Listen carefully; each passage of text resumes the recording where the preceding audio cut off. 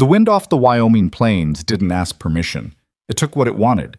Heat from your bones, moisture from your lips, any foolish notion that you controlled a damn thing out here. Ronan Mercer knew that truth better than most.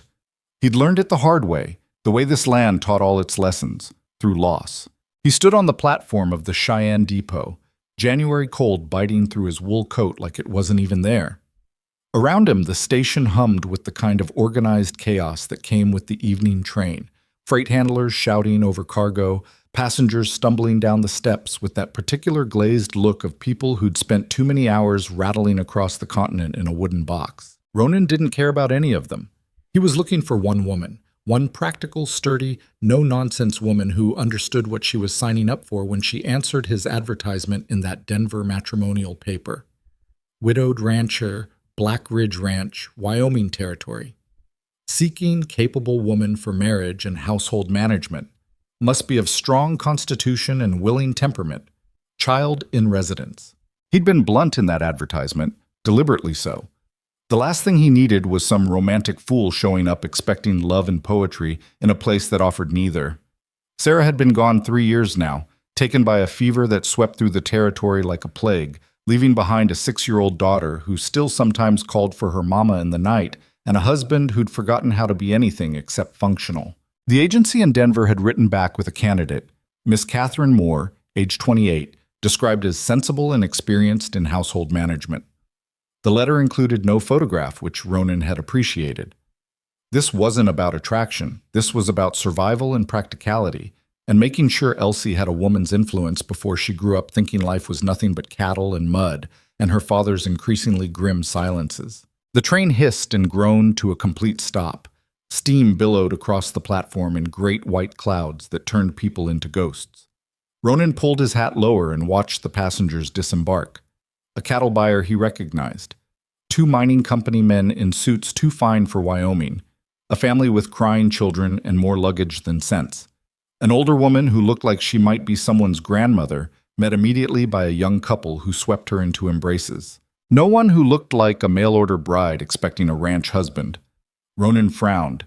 Maybe she'd missed the connection in Denver, or changed her mind entirely, which would be inconvenient but not catastrophic. He could place another advertisement, find someone else. It wasn't like his heart was involved in this arrangement. The platform was clearing now. Soon it would be just him in the cold and the long ride back to Black Ridge, with nothing to show for the trip except wasted time. Then he saw her. She appeared out of the steam like something from a fever dream. A woman so profoundly, almost offensively out of place that for a moment Ronan thought she must be lost, that she'd stepped off the train in the wrong territory entirely. She wore a traveling dress of deep burgundy silk that probably cost more than he made in 6 months of cattle sales.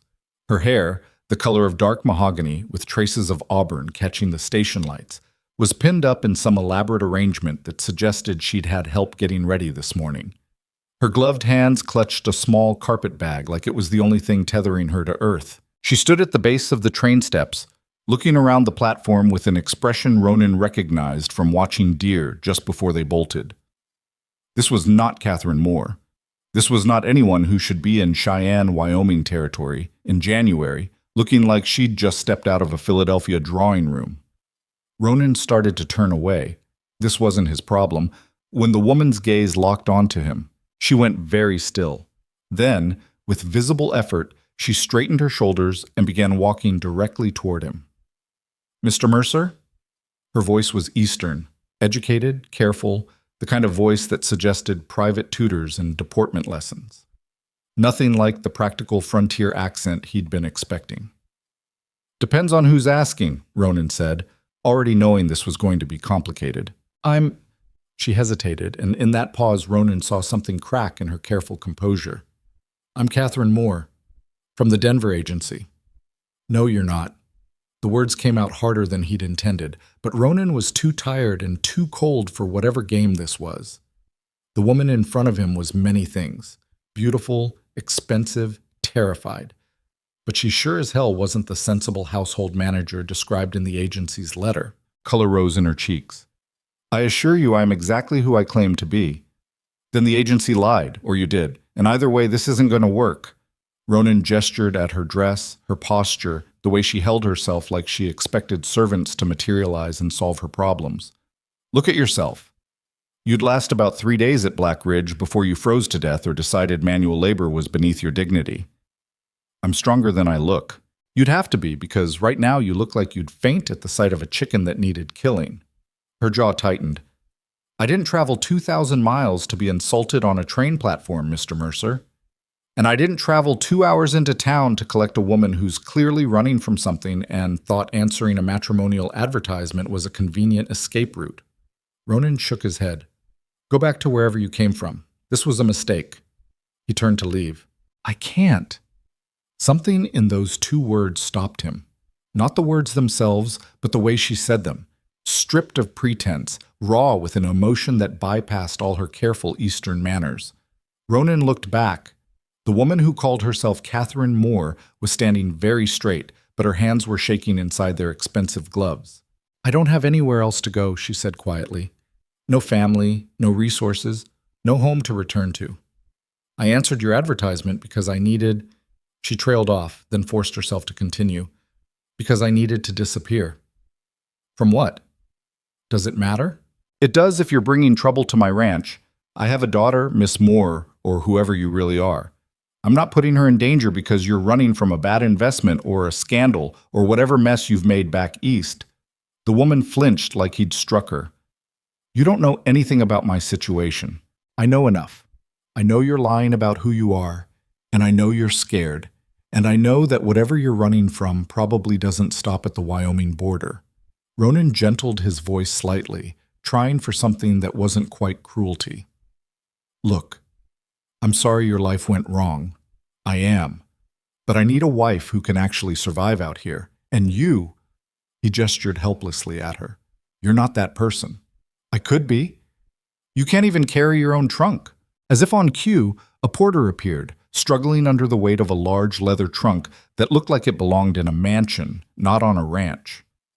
The man set it down with a grunt. This belonged to you, ma'am? He asked the woman. She nodded, pressing a coin into his hand with a murmured thanks that suggested she'd grown up with staff. The porter left. The trunk sat between them like evidence in a trial. That thing weighs more than you do, Ronan said. What's in it? Books? Clothing? Some personal items? Things I couldn't leave behind. You can't bring that to Black Ridge. It'll break the wagon axle, and even if it doesn't, you won't need any of what's inside. Ranch life isn't fancy dresses and tea parties. I understand that. Do you? Do you really? Ronan stepped closer, letting her see the wear in his face, the lines carved by wind and work and grief. I wake up before dawn to feed livestock in weather that'll freeze your fingers off if you're not careful. My daughter's growing up half wild because I don't know how to teach her things her mother would have handled. The house needs constant work. The cattle need constant attention. There's always something breaking, something dying, something demanding you give more than you think you have left. He watched her absorb this, waiting for reality to sink in and send her back toward the ticket office. Instead, she lifted her chin. Then teach me. Teach you what? How to survive it, how to be useful.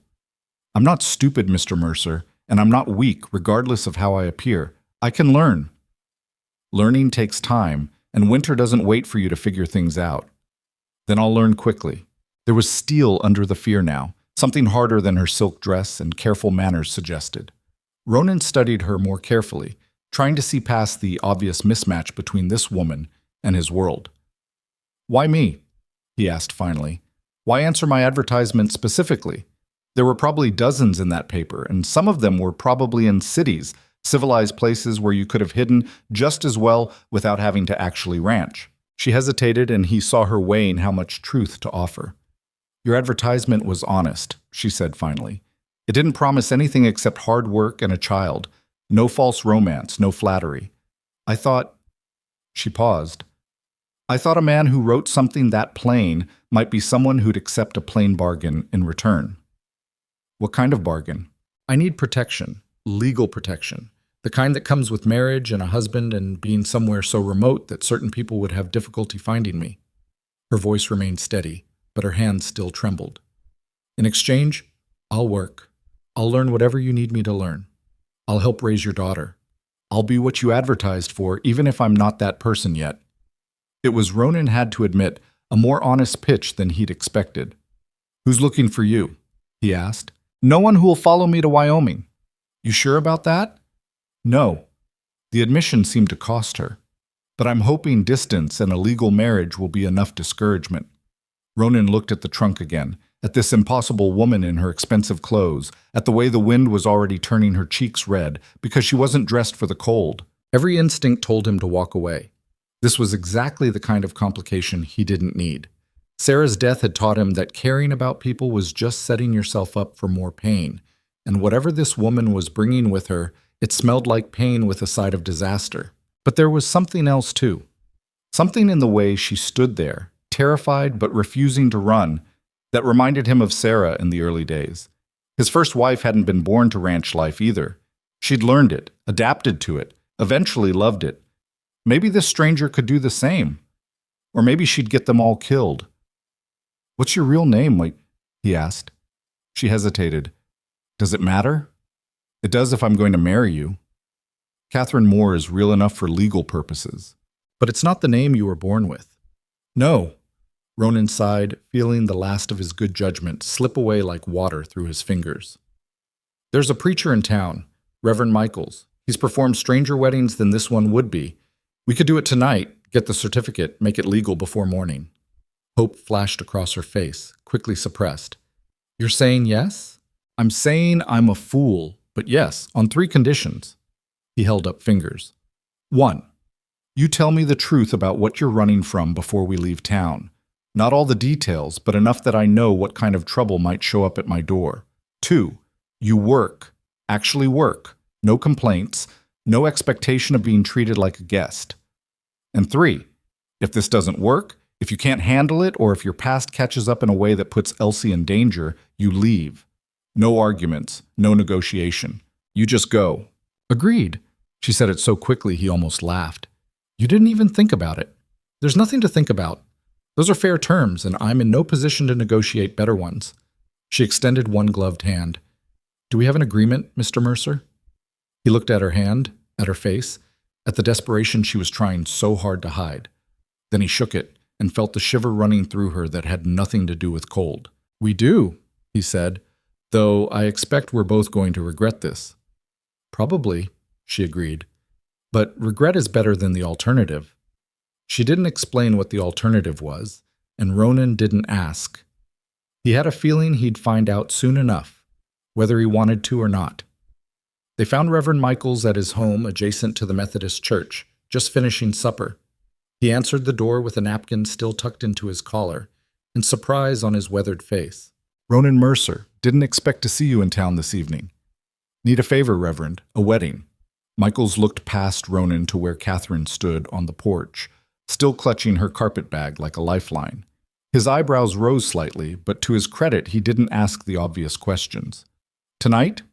If you're willing. The Reverend studied them both for a long moment.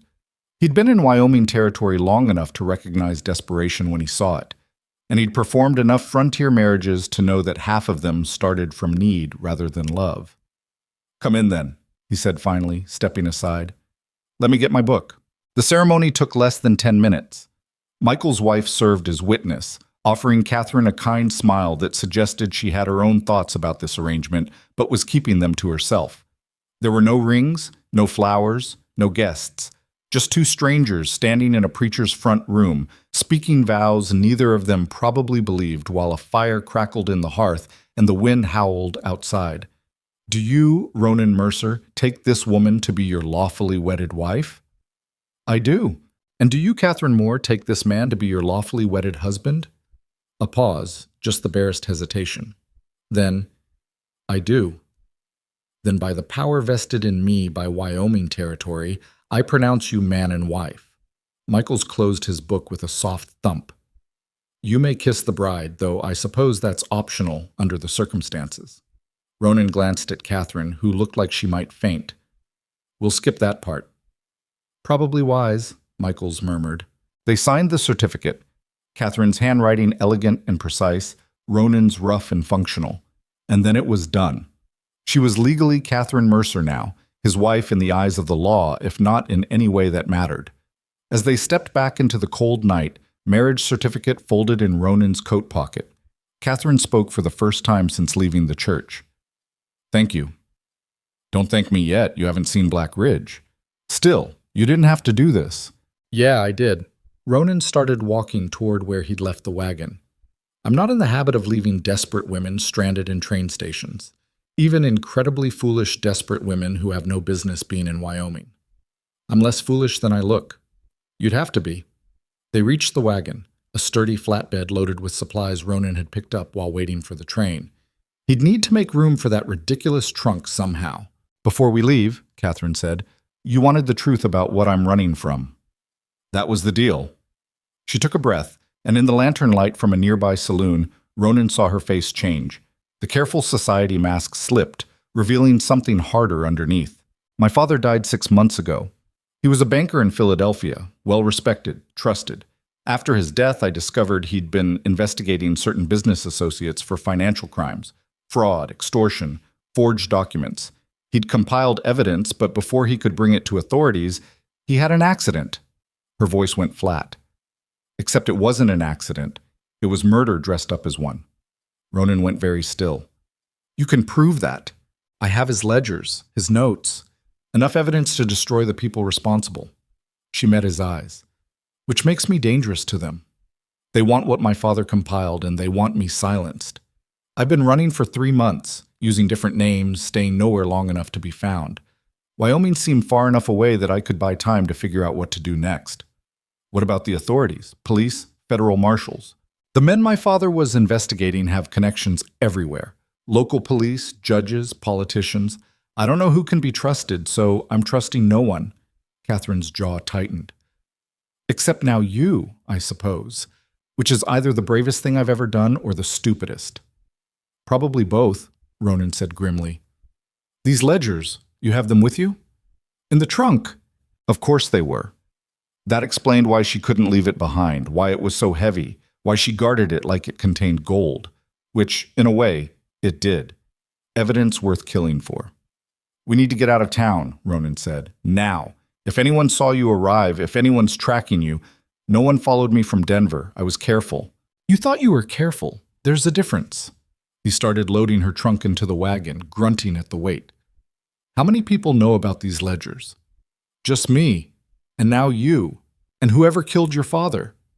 They know he was investigating them. They don't know what evidence he gathered or where it's hidden."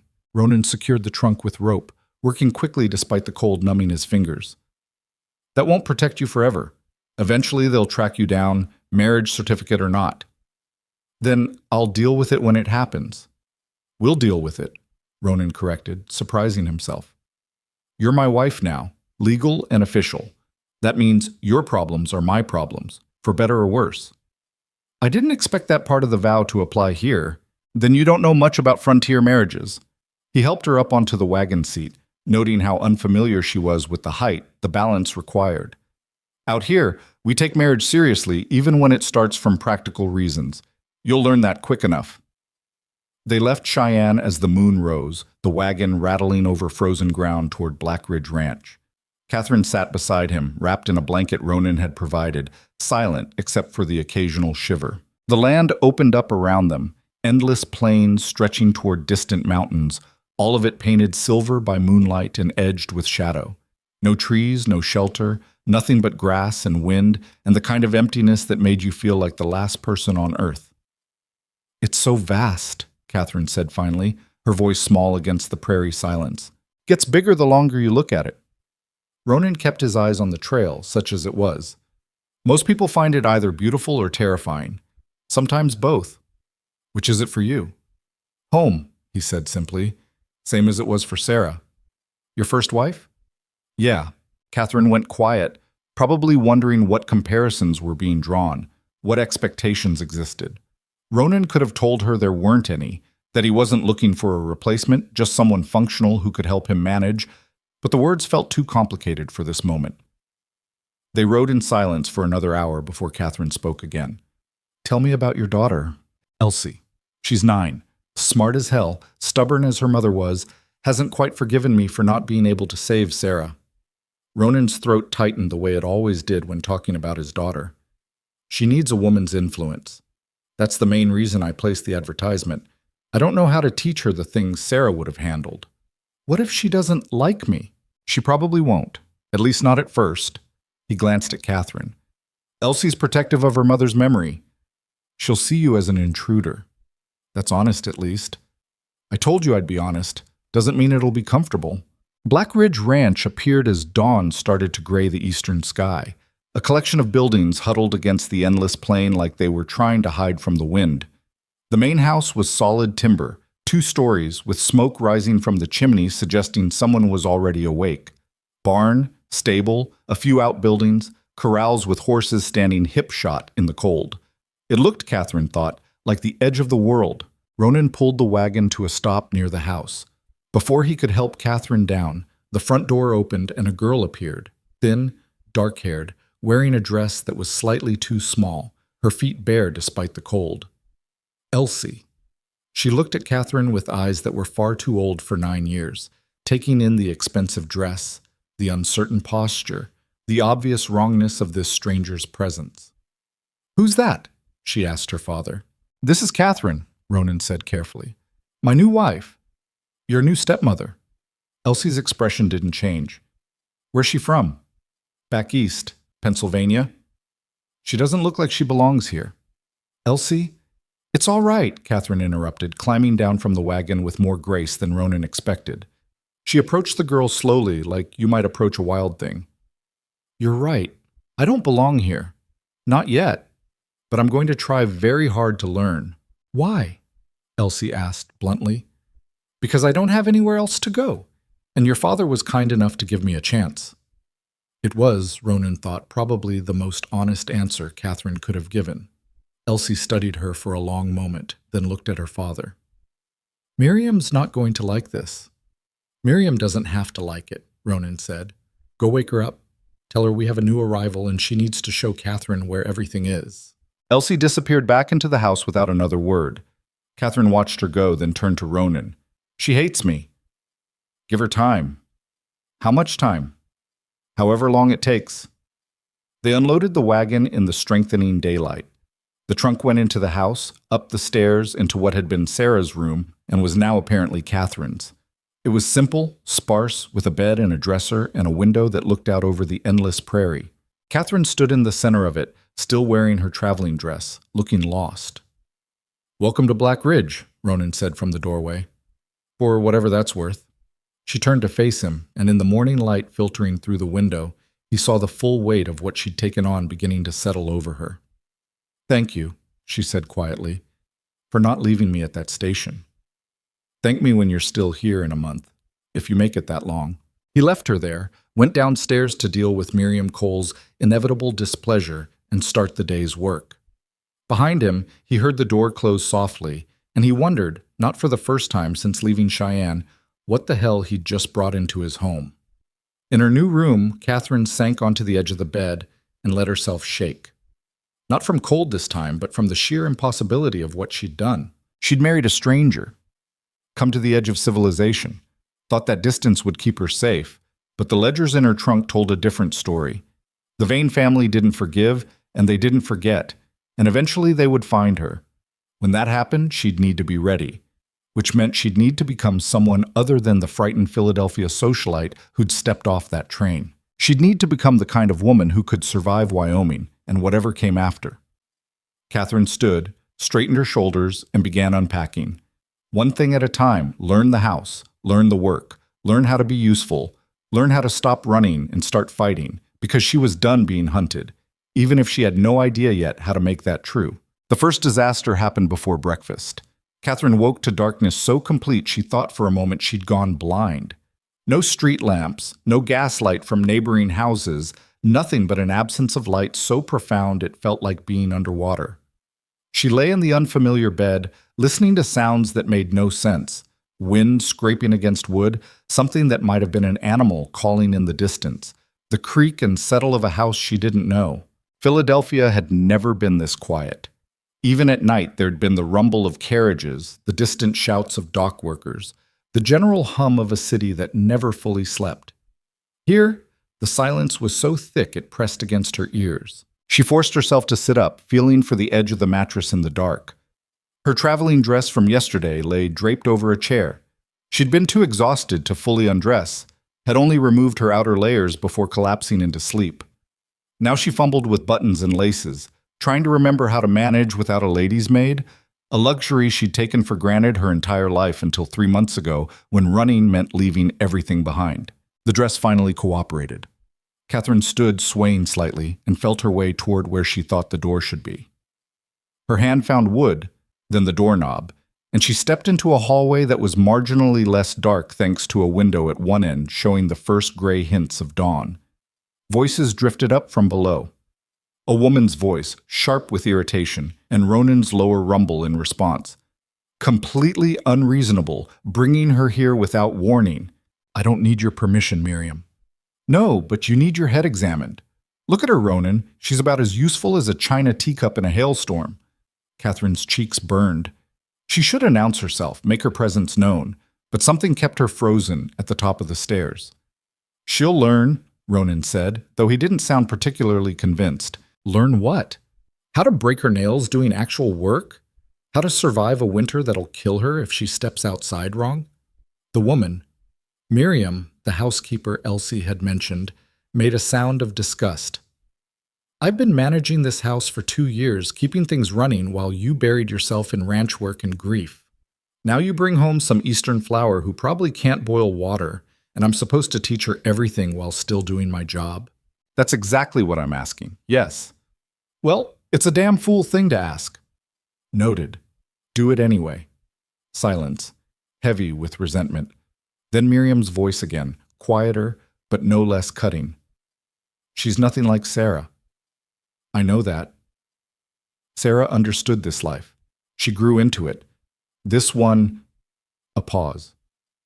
This one's going to break, Ronan. And when she does, it'll be Elsie who pays the price of your loneliness. I'm not lonely, I'm practical. Keep telling yourself that. Footsteps moved away, and Catherine heard the clatter of dishes, the opening and closing of what must be cupboards. She waited another moment, then descended the stairs as quietly as her unfamiliar boots would allow. The kitchen was a large room dominated by a cast-iron stove that radiated heat like a small sun. Miriam stood at a work table, kneading bread dough with the kind of aggressive efficiency that suggested she was imagining it was someone's face. She was perhaps 50, built solid, with gray-streaked hair pulled back in a severe bun, and hands that looked like they'd never met a task they couldn't handle. She glanced up as Catherine entered, her expression flat. You're up early. I didn't want to miss breakfast. Breakfast is at dawn. You already missed it by half an hour. Miriam turned back to her dough. There's coffee in the pot, cups in the cabinet by the window. Help yourself. Catherine located the cabinet, found a chipped ceramic cup, and poured coffee that looked thick enough to chew. The first sip nearly made her cough. It was strong and bitter, and nothing like the delicate tea she'd grown up with. Too much for your refined palate? Miriam asked without looking up. It's fine. It's terrible, but it's hot and it'll keep you awake, which is about all we ask of coffee out here. The housekeeper shaped the dough into a loaf with practiced movements. You know how to cook? Some, a little. Catherine hesitated. I can make toast. Toast? Miriam's mouth twitched in something that might have been amusement or contempt, possibly both. Well, that's a useful skill. We're all saved now. I can learn more. I want to learn. Wanting and doing are different things, Mrs. Mercer. Lots of people want to survive Wyoming. Most of them end up on the next train east within a month. Miriam covered the loaf with a cloth and set it aside to rise. You ever worked a day in your life? Real work, not arranging flowers or playing piano. Catherine's first instinct was to lie, to claim capabilities she didn't possess. But something about Miriam's directness demanded honesty. No, she admitted, I haven't. At least you're truthful. That's more than I expected. Miriam wiped flour from her hands. All right, you want to learn? We'll start with breakfast. Ronan and the hands will be in from the barn in 20 minutes, expecting hot food. Think you can manage eggs without burning down my kitchen? I can try. Trying's a start, I suppose. The next 20 minutes were a humiliating education in how little Catherine actually knew about basic survival. She couldn't find the eggs, stored in a covered basket in the cold cellar apparently, didn't know how to work the stove dampers to regulate heat, cracked the first 3 eggs so badly that shell fragments contaminated the pan, earning a sigh from Miriam that spoke volumes about her low expectations. Not like that. You crack it on a flat surface, not the edge of the pan. Keeps the shell from splintering. Miriam demonstrated with infuriating ease. Now you try. Catherine tried. The 4th egg cooperated slightly better, though yolk broke and spread across the whites in a way that suggested it wouldn't cook evenly. Better, Miriam said grudgingly. Keep practicing. You'll get it eventually, assuming you don't poison anyone first. By the time Ronan entered with 2 ranch hands and Elsie trailing behind them, Catherine had managed to produce a plate of eggs that were only partially burned, slightly runny, and completely unappetizing. She set them on the table with a sick feeling of inadequacy. Ronan looked at the plate, then at her. Something softened in his expression, not quite pity, but close enough to sting. Looks good, he lied. One of the ranch hands, a weathered man in his 40s with a scar across his jaw, poked at the eggs with his fork. You sure about that, boss? Eat it anyway, Cooper. It's Catherine's first day. Cooper exchanged glances with the other hand, a younger man who looked like he was trying not to laugh. If you say so. They ate the terrible eggs without further complaint, though Catherine noticed they reached for the bread Miriam had made with considerably more enthusiasm. Elsie didn't touch the eggs at all, just picked at her bread and watched Catherine with that same flat, assessing stare from yesterday. After breakfast, Ronan said to Catherine, Miriam will show you how the house runs. Elsie needs to practice her schoolwork. She'll do that at the kitchen table where you can keep an eye on her. There's laundry that needs doing, floors that need sweeping, dinner to start preparing around midday. Catherine nodded, trying not to let the panic show. She didn't know how to do any of those things properly. I'll be out with the cattle, Ronan continued. Won't be back until late afternoon. If you need anything urgent, send Cooper to find me. Otherwise, figure it out with Miriam. I will. And Catherine. He waited until she met his eyes. Don't try to handle the stove by yourself until Miriam says you're ready. I'd rather not lose the house to fire on your second day here. The ranch hand snickered. Elsie's expression didn't change. Miriam just poured more coffee, her silence more damning than any comment.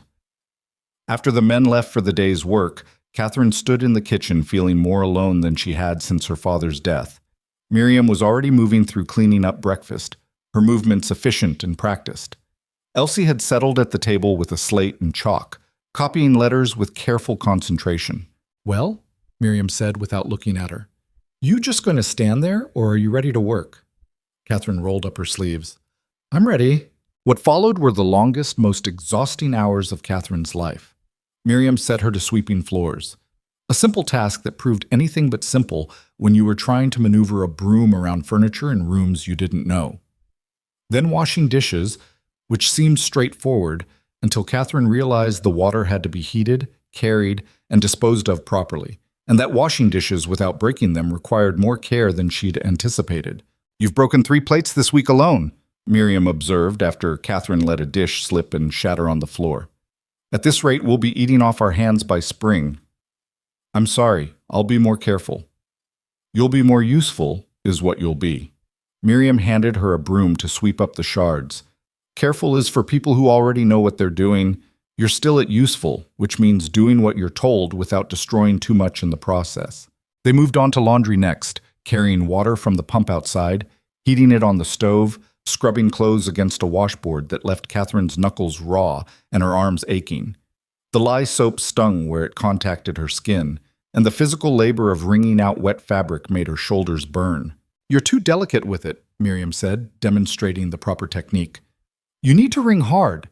Get as much water out as possible, or they'll never dry properly in this cold. Like this.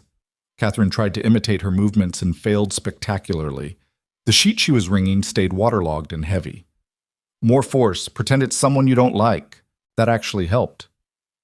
Catherine thought about August Vane and his calculating eyes, about the men who'd killed her father, and wrung the sheet with genuine anger. Water streamed out. Better, Miriam said. Anger's useful if you channel it right. By midday, Catherine's hands were blistered, Her dress was soaked with wash water, and she'd gained a new appreciation for every servant who'd ever worked in her father's house.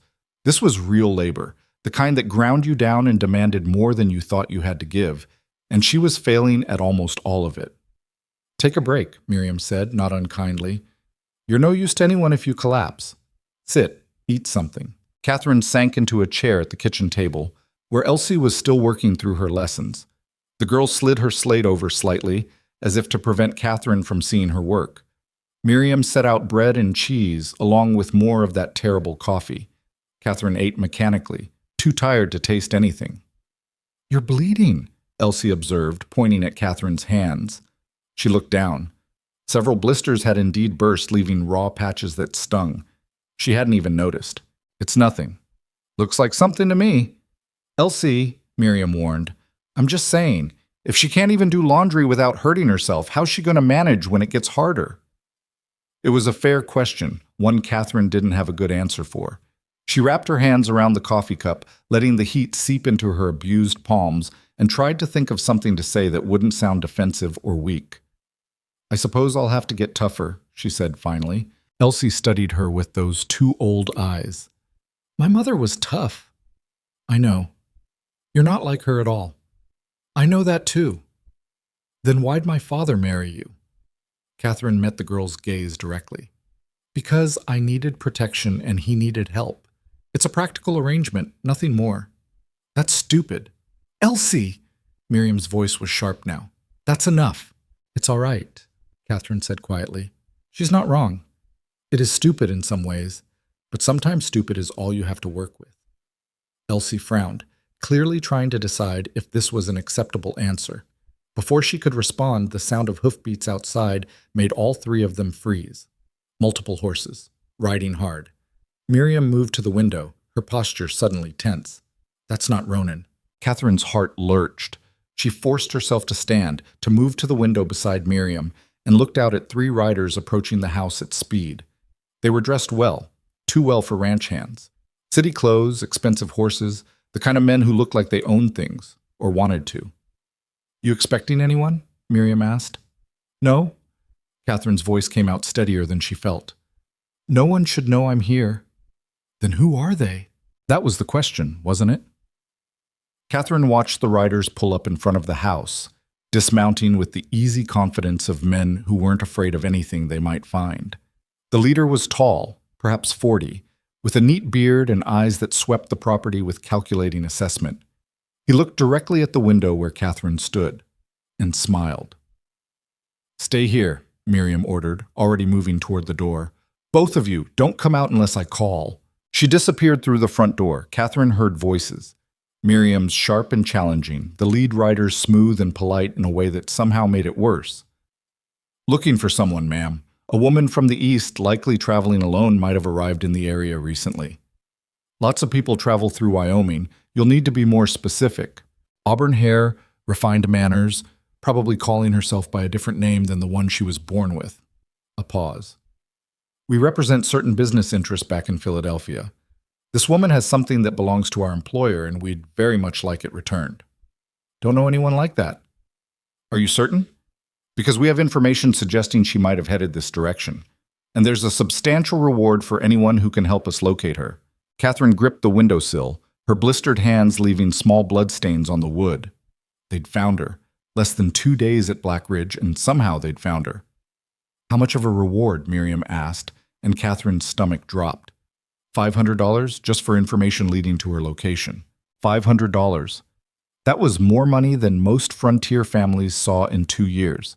It was enough to tempt anyone, to make them forget loyalty or decency or any reason to protect a stranger who'd appeared less than 24 hours ago. Miriam was silent for a long moment. Then she said, "Don't know anyone like that, and I'd appreciate it if you'd leave our property now. We don't take kindly to strangers making threats." "No threats, ma'am, just business." "Then conduct your business elsewhere."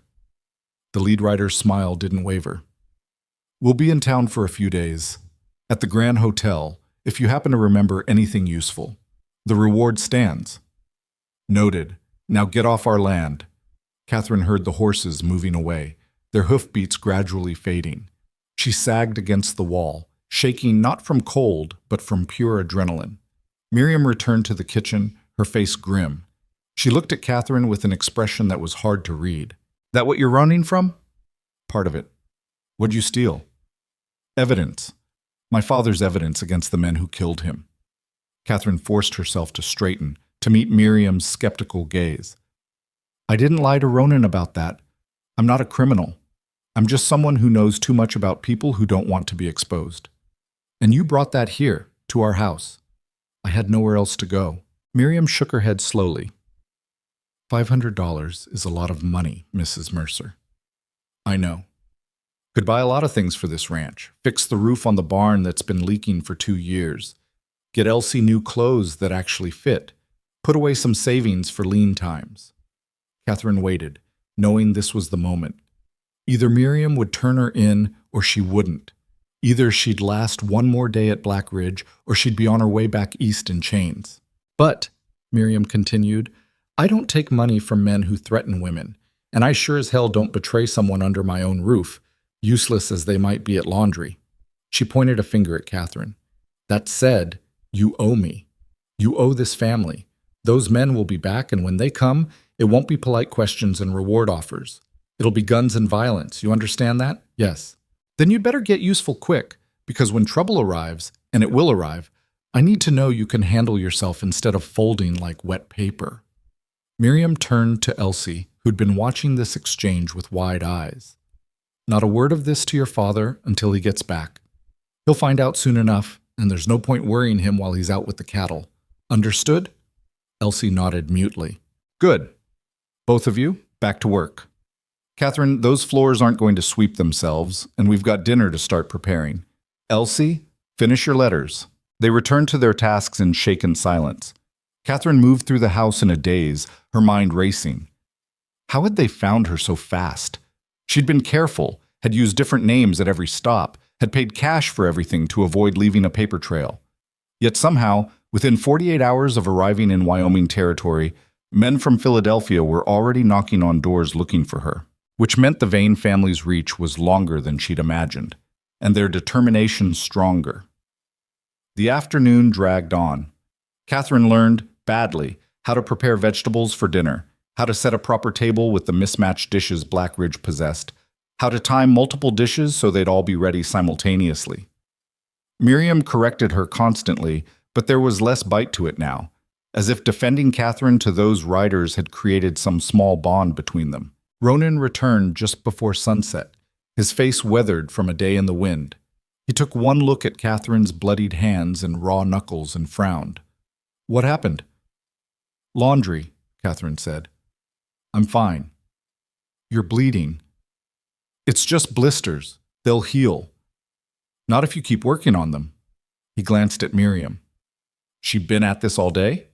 Mostly. Took a break around midday. Miriam's expression was carefully neutral. We had visitors while you were out.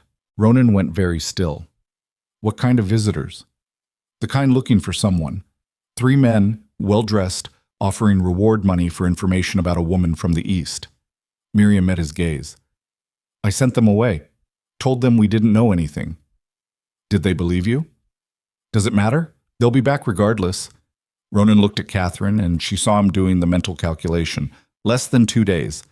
That's how long it had taken for trouble to find his doorstep. Tell me everything, he said quietly.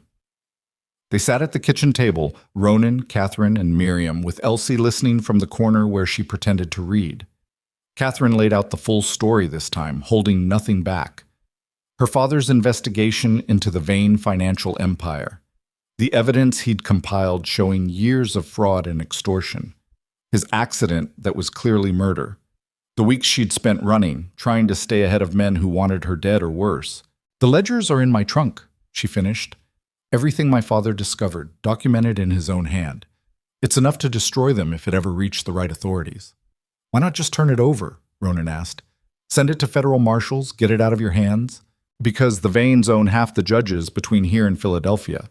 My father tried going through official channels. It got him killed. Catherine's hands clenched on the table. I don't know who to trust with this information, so I've been carrying it, trying to figure out what to do. And you thought coming to Wyoming would buy you time. I thought it would buy me distance. I was wrong. Ronan rubbed his face, exhaustion evident in every line. All right, we need a plan. Those men will come back, probably with more friends. If they search the house, they can't search without cause, Miriam interrupted. This is private property. You're well within your rights to order them off.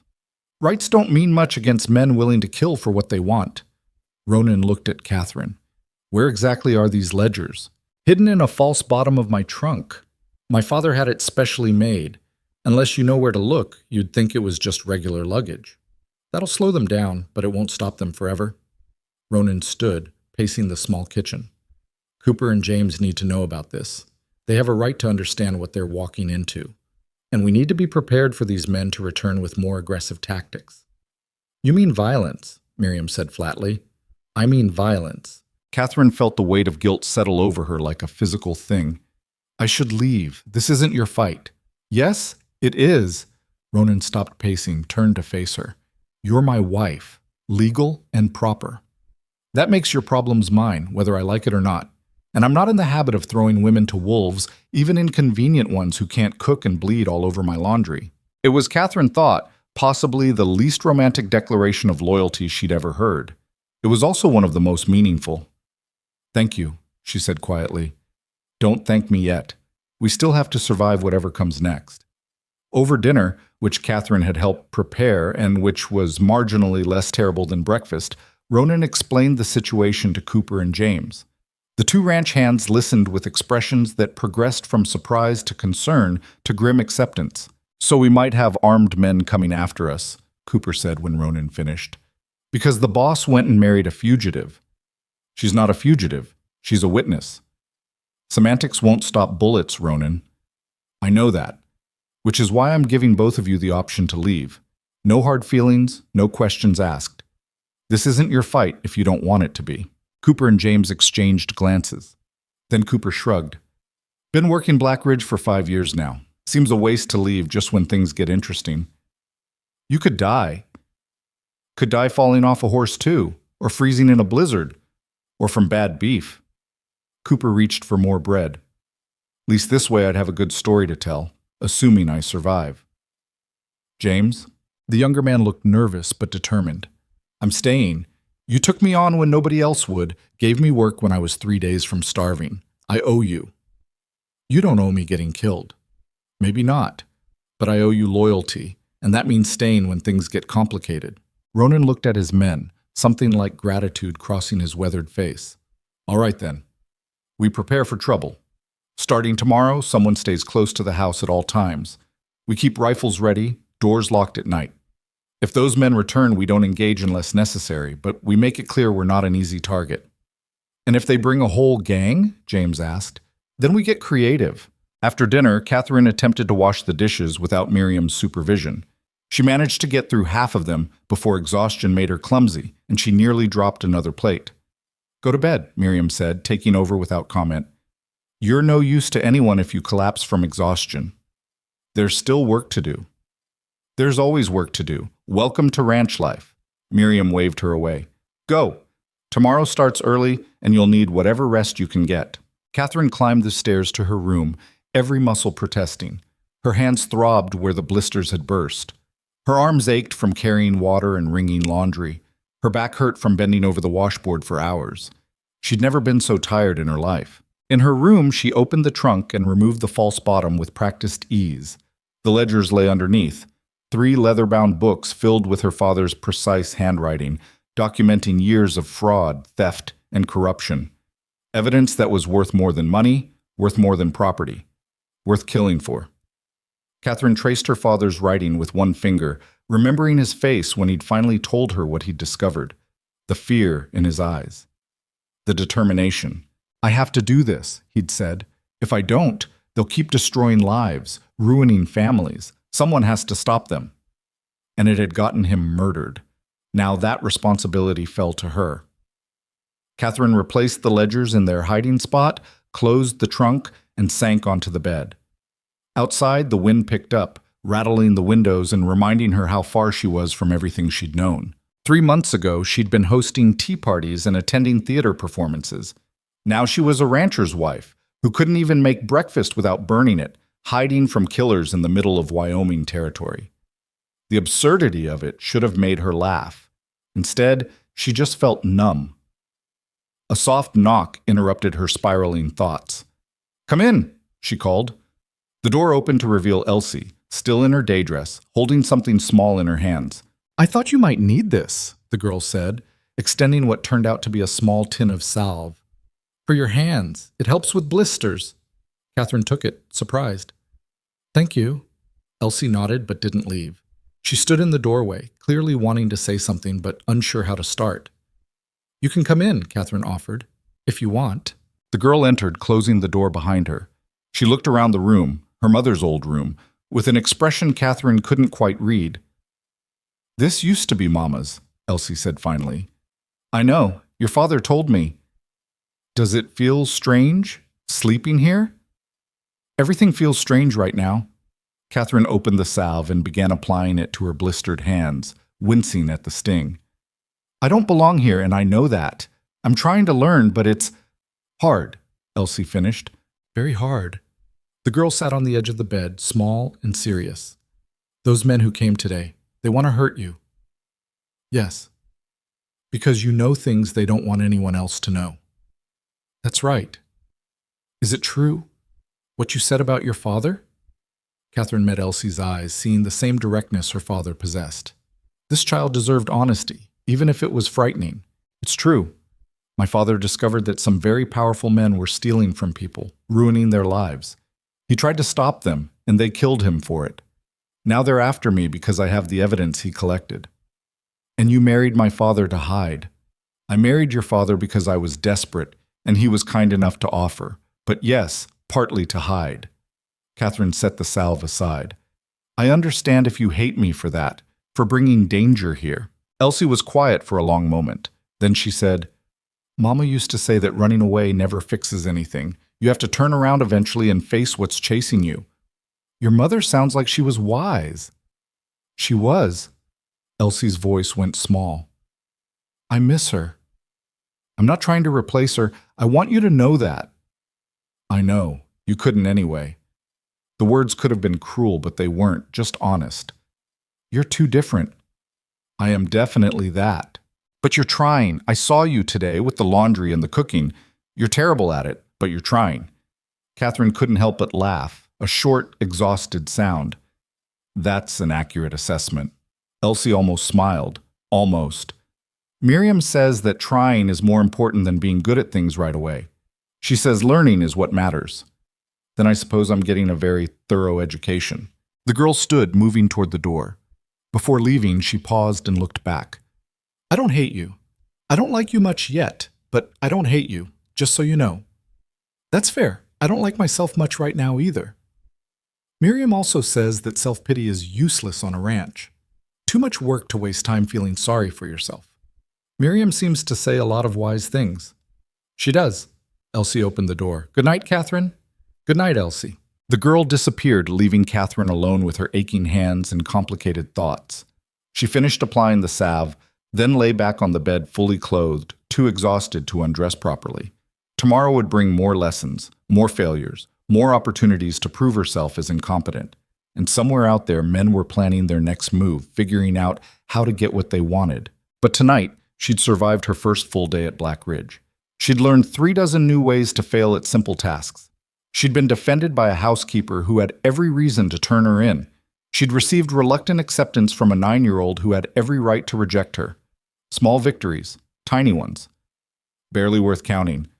But in this new life, Catherine was learning that small victories were the only kind that mattered. She closed her eyes and let exhaustion drag her under, into dreams where her hands didn't hurt and men with calculating eyes couldn't find her. And she knew how to do at least one thing right. The next week passed in a blur of failure and incremental progress that felt like trying to bail out a sinking ship with a teaspoon. Catherine burned bread, ruined 2 more dinners, and discovered that chickens were far more aggressive than their reputation suggested when she attempted to collect eggs and nearly got her hand pecked off by a particularly territorial hen Miriam called Bertha. "Don't show fear," Miriam advised from the doorway of the chicken coop, watching Catherine's 3rd failed attempt. "She can smell it on you." How exactly does one not show fear to a chicken? Practice and spite. Mostly spite. Catherine finally managed to retrieve 4 eggs without serious injury, which Miriam declared a minor miracle. The small victories were beginning to accumulate. Eggs gathered, dishes washed without breakage, a fire maintained in the stove that didn't go out or burn too hot. She was still terrible at most tasks, but she was becoming slightly less terrible, which seemed to count as progress in Wyoming. What didn't improve was the situation with the men from Philadelphia. They hadn't returned to Black Ridge, but Cooper reported seeing them in town, asking questions, showing a sketch to anyone who'd look. The sketch was crude but recognizable enough. Auburn hair, refined features, the general shape of Catherine's face rendered in charcoal. "They're being careful," Ronan said over dinner one night, his voice low enough that Elsie couldn't hear from where she was supposedly doing schoolwork. Not pushing too hard, not making threats, just offering money and waiting for someone to get greedy. "Will someone?" Catherine asked. "Eventually. $500 is a fortune out here. Someone will convince themselves they're doing the right thing, or that you must deserve whatever's coming to you, or they'll just need the money badly enough not to care." He pushed food around his plate. "We need to assume they know you're here, or will know soon. The question is what they do with that information. They'll come for the ledgers. Not directly, not yet.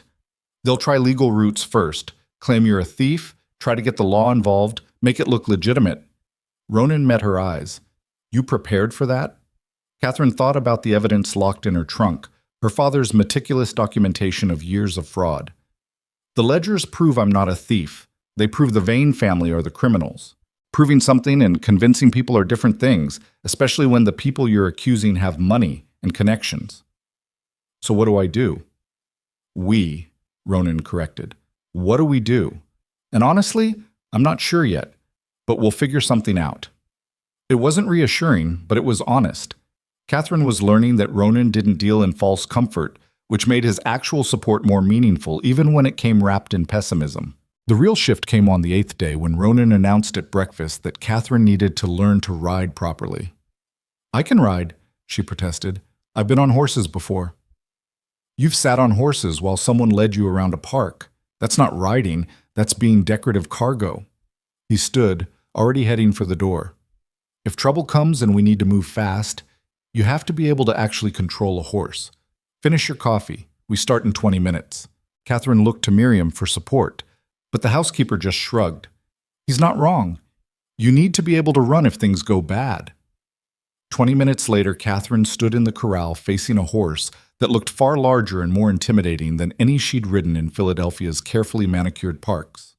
The mare was brown with a white blaze, and she regarded Catherine with what seemed like deep skepticism. "This is Juniper," Ronan said, running a hand along the horse's neck. "She's steady, smart, and she won't tolerate incompetence. Perfect for teaching you." "What happens if she decides I'm incompetent?" "Then you fall off and learn to get back on. It's the only way to learn." He gestured to the saddle. "Mount up." Catherine approached the horse, trying to remember the proper technique. Left foot in stirrup, swing right leg over, settle into the saddle. She managed it with only moderate gracelessness. "Good. Now take the reins." She gathered the leather straps, holding them the way she'd been taught years ago by a patient instructor who'd probably never imagined his student would need these skills to escape killers in Wyoming territory. "Not like that. You're holding them like they're made of glass." Ronan adjusted her grip, his hands rough and warm against hers. "Firm but not rigid. The horse needs to feel you're in control without feeling you're afraid. There's a difference. Everything here seems to involve not showing fear." "Welcome to the frontier. Fear gets you killed or humiliated, sometimes both." He stepped back. "Now walk her forward. Just pressure with your legs, slight squeeze." Catherine tried. Juniper didn't move. "More pressure. She thinks you're being polite. You need to be clear." Catherine squeezed harder. Juniper took 2 steps forward, then stopped, apparently satisfied she'd done her minimal duty. "Again, keep her moving. You stop when you decide to stop, not when she gets bored." It took 40 minutes of constant correction before Catherine could walk Juniper around the corral with something approaching competence. Her legs ached from gripping the saddle, her hands were sore from holding the reins, and she'd developed new sympathy for how complicated it was to communicate with an animal that weighed 10 times what she did and had its own opinions about cooperation. Better, Ronan said finally.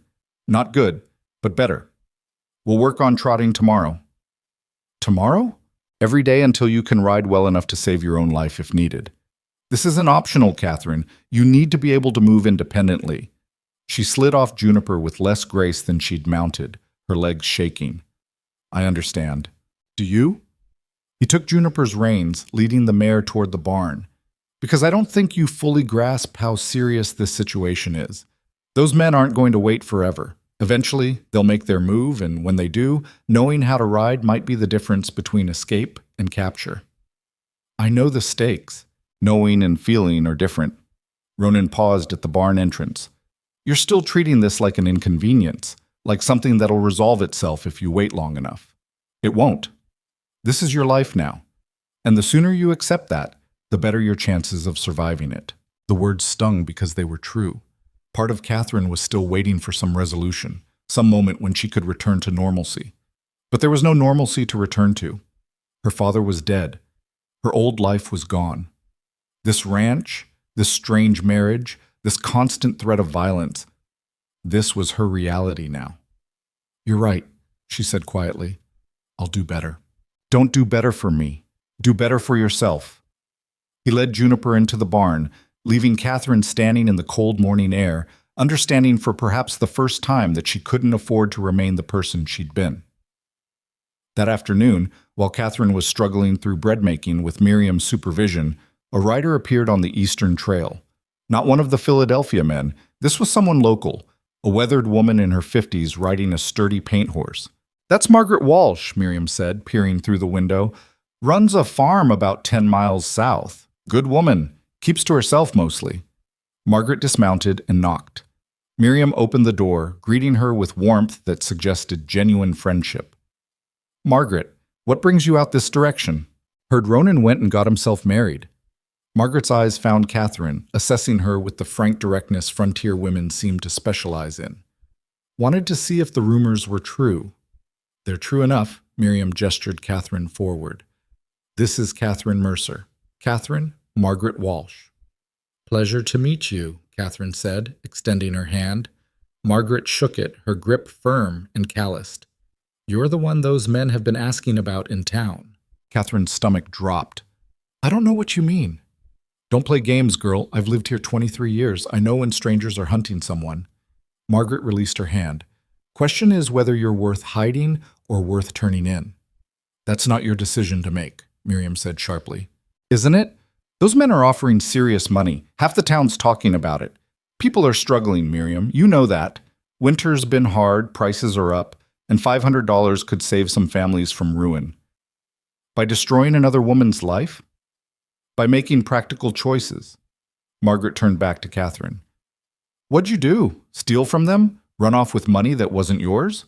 My father uncovered evidence of their crimes. They killed him for it. Now they want to kill me to prevent that evidence from being revealed. Catherine forced herself to meet Margaret's skeptical gaze. I'm not a criminal. I'm a witness to murder and fraud. That's a convenient story. It's the truth.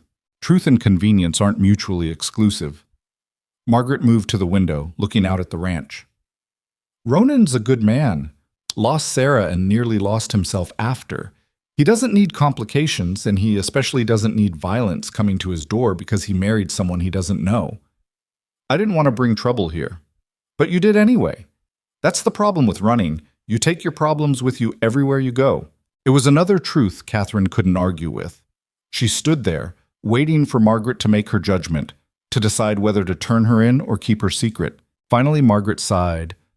I came here to warn you. There's talk in town about forming a group to search the outlying ranches. Not the Philadelphia men's idea. They're being careful to stay legal. But some of the local men, the ones who see that reward money and think it's easy picking. She looked at Catherine. You need to be ready. And Ronan needs to understand what he's risking by keeping you here. He knows, Miriam said. Does he? Or is he thinking with something other than common sense? Margaret headed for the door. I won't say anything about seeing her here, but others will. You've got maybe a week before someone comes looking, And when they do, Ronan better be prepared to defend his choice. She left without further ceremony, mounting her horse and riding back the way she'd come. Catherine watched her go, feeling the walls closing in a little tighter. She's right, Catherine said quietly. This is going to get worse. Of course it is, but that doesn't mean we surrender.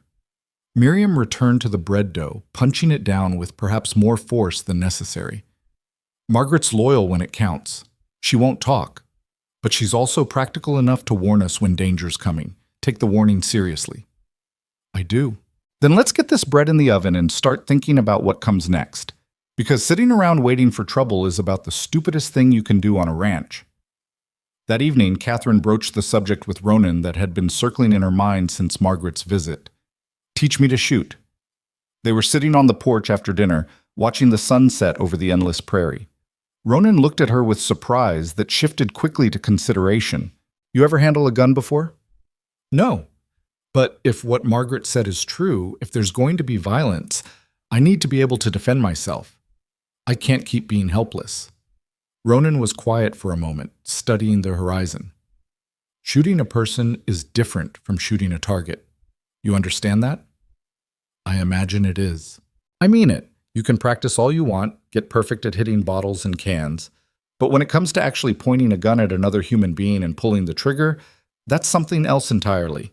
Most people freeze. Some people miss on purpose, subconsciously pulling the shot because they can't follow through. And if I'm one of those people, then you get hurt or killed while holding a useless weapon. He stood, stretching. But you're right that you need to learn. Come on, we've got maybe 30 minutes of light left. He led her to a clear area behind the barn where several bottles were set up on a fence post. From the barn, he retrieved a rifle and a handgun, along with a box of ammunition. We'll start with the rifle. Easier to learn, more stable, better for someone your size. He loaded it with practiced efficiency, then handed it to her. It's going to be heavier than you expect. He was right. The rifle weighed enough that holding it steady required effort.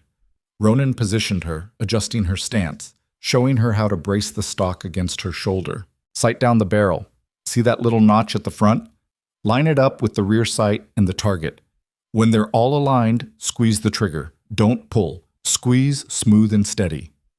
Catherine tried to follow his instructions. The rifle wavered in her grip, heavy and unwieldy. She squeezed the trigger. The shot went wide by at least 3 feet, and the recoil nearly knocked her backwards. Again, Ronan said, steadying her. This time breathe out as you squeeze. Don't hold your breath. That makes you tense. She tried 6 more times. The bottles remained stubbornly intact. Her shoulder was already sore from the recoil, and frustration was building in her chest like steam in a kettle. I'm terrible at this too, she said, lowering the rifle. You're learning. There's a difference. Ronan took the rifle, demonstrated a shot that shattered one of the bottles with casual precision. I've been shooting since I was 8 years old. You've been at it for 10 minutes. Give yourself some credit for trying. Trying isn't enough if someone's trying to kill me. No, it's not. But it's a start. He reloaded, handed the rifle back. 7 more shots. Focus on the fundamentals. Stance, breathing, squeeze. Stop thinking about hitting the target and think about the process. Catherine settled into position again, trying to internalize what he'd shown her. Stance, breathing, squeeze. The 8th shot went closer. Still missed, but closer. The 9th grazed a bottle, but didn't break it. The 10th, glass exploded in a satisfying spray of shards. There, Ronan said, and she heard approval in his voice. You got one. Catherine stared at the broken bottle, surprised by how much that single success meant. I did. Don't get cocky. 1 hit out of 10 isn't great odds, but it's progress. He took the rifle. We'll practice every evening until you can hit consistently, and then we'll work on the handgun, which is harder but more practical for close quarters. How long until I'm actually competent? Months? Maybe a year if you practice regularly? He met her eyes, which is why we're hoping you don't actually need to use these skills. But hope isn't a strategy, so we prepare anyway. They returned to the house as darkness settled. Catherine's shoulder ached, her hands were sore from gripping the rifle, and she'd added terrible marksman to her growing list of inadequacies. But she'd also hit 1 bottle out of 10, which was infinitely better than her score from an hour ago. Small victories. They were starting to add up. The week continued its pattern of grinding education and mounting tension. Catherine improved marginally at cooking, riding, and shooting. She stopped burning bread quite as often. Juniper stopped looking at her with quite so much contempt. Her aim improved to 3 hits out of 10, then 4. But the Philadelphia men remained in town, and the talk Margaret had warned about grew louder. Cooper brought news from his visits to the general store. People were starting to ask questions, make connections, wonder why Ronan had suddenly married some Eastern woman right around the time strangers showed up offering rewards. "It's making people uncomfortable," Cooper reported over dinner. "They don't like feeling like they're caught in the middle of something they don't understand." "Then maybe someone should explain it to them," Elsie said unexpectedly. Everyone turned to look at her. The girl flushed but continued. "Catherine's not doing anything wrong. Why should she hide like she is?" "Because the people chasing her have power and money," Ronan said. "So? That doesn't make them right." "No, but it makes them dangerous. There's a difference between being right and being safe." Mama used to say standing up for what's right mattered more than being safe. The invocation of Sarah silenced the table. Ronan stared at his daughter, something complicated crossing his face, pain and pride mixed together. "Your mother said a lot of things," he said finally, "not all of them practical." "But they were true." Elsie turned to Catherine. "You said your father tried to stop bad people and they killed him. Doesn't that mean someone should finish what he started?" Catherine found herself without words. This 9-year-old was articulating something she'd been avoiding thinking about for months, the question of whether running was actually the right choice or just the easiest one. "I don't know how to finish it," Catherine admitted. "The evidence I have is powerful, but I don't know who to trust with it. Everyone my father tried to reach was either compromised or too afraid to act." "What about newspapers?" James suggested. "If you got it to reporters, they could publish it. Make it public. Hard to hide crimes when everyone knows about them." "The Vane family owned several newspapers. They'd suppress it." "Not all newspapers. There's got to be some they don't control." It was a valid point, one Catherine had considered but dismissed as too risky. Publishing meant exposing herself, revealing her location, inviting direct retaliation. But it also meant the evidence would no longer be dependent on her survival. Once it was public, killing her wouldn't stop the damage. "It's something to consider," Ronan said carefully. "But it's also a decision with consequences. Going public means giving up any chance of hiding. You'd be declaring war." "I'm already at war," Catherine said. "I just haven't been fighting back." The conversation moved to other topics, but the seed was planted. That night, alone in her room, Catherine retrieved the ledgers and read through them again, seeing her father's careful documentation with new eyes. Names, dates, amounts, forged signatures, evidence of systematic fraud affecting hundreds of families. Her father had died trying to stop this. She'd been running, trying to survive. But survival without purpose was just prolonged dying. The answer came from an unexpected source 2 days later, when Margaret returned to Black Ridge with a stranger in tow. A woman, perhaps 30 years old, dressed in practical travel clothes, with sharp eyes and a notebook tucked under her arm. "This is Evelyn Cross," Margaret said by way of introduction. "She's a reporter from Denver. Been investigating stories out here for the past year." Evelyn shook Catherine's hand with a grip that suggested strength and confidence. "Margaret tells me you might have a story worth hearing." Catherine glanced at Miriam, who'd come to the door when the writers arrived. The housekeeper shrugged. "Your choice. But if you're going to trust someone, a reporter might be better than a lawman right now." They gathered in the kitchen, Catherine, Ronan, Evelyn, Margaret, and Miriam. Elsie was supposedly doing schoolwork in the next room, but was obviously listening to every word. "Tell me everything," Evelyn said, her notebook open. "And don't leave anything out." So Catherine told the full story. The Vane financial empire, her father's investigation, the fraud and extortion, the murder dressed as an accident, the months of running, the trail of false names, the arrival in Wyoming. Evelyn listened without interrupting, her pencil moving rapidly across the page. When Catherine finished, the reporter sat back and whistled softly. "That's one hell of a story. You have documentation?" "My father's ledgers, 3 books full of evidence." "Can I see them?" Catherine hesitated, then went upstairs to retrieve them. She returned with the leather-bound books, setting them on the table like the dangerous weapons they were. Evelyn opened the first ledger, scanning the pages with an expression that shifted from interest to shock to something that looked like fury. "This is comprehensive," she said finally. "Your father was thorough. Names, amounts, documentation of forged contracts." She looked up at Catherine. "You know what this is worth? That's why men are trying to kill me for it." "No, I mean, what it's actually worth as a story. This could bring down one of the largest financial operations between here and the East Coast. The Vane family has been suspected of corruption for years, but nobody's ever had proof like this." Evelyn's eyes gleamed with something Catherine recognized as professional excitement. "If we publish this, if I can get this to the right papers, ones they don't control, it would be the biggest exposé of the year." "It would also put a target on your back," Ronan warned. "I'm a journalist investigating corruption. I already have a target on my back." Evelyn closed the ledger carefully. "The question is whether Catherine's willing to go public. Once this is out, there's no taking it back. The Vane family will come after her with everything they have." "They're already coming after me," Catherine said. "At least this way my father's work means something. It'll mean more than something. It'll mean justice." Evelyn leaned forward. "But I need to be honest about the risks. Publishing this will make you famous, and not in a good way. You'll be known as the woman who destroyed a financial empire. Some people will call you a hero. Others will call you a liar, a thief, someone making up stories. The Vane family will use every resource they have to discredit you. Let them try." They'll do more than try. They'll investigate your past, look for anything scandalous or compromising. They'll question your father's character, suggest he was mentally unstable or had personal vendettas. They'll make your life miserable in every way they can. "They killed my father," Catherine said, her voice hard. "They've chased me across the country. They've made me afraid to use my own name. I think they've already made my life miserable enough." Evelyn smiled, sharp and fierce. "Good, because we're going to need that anger." She turned to Ronan. "I need to make copies of these ledgers. Send them to 3 different papers simultaneously: the Chicago Tribune, the New York Sun, and a smaller Denver paper I trust. That way, even if the Vanes manage to suppress 1 or 2, the third gets through."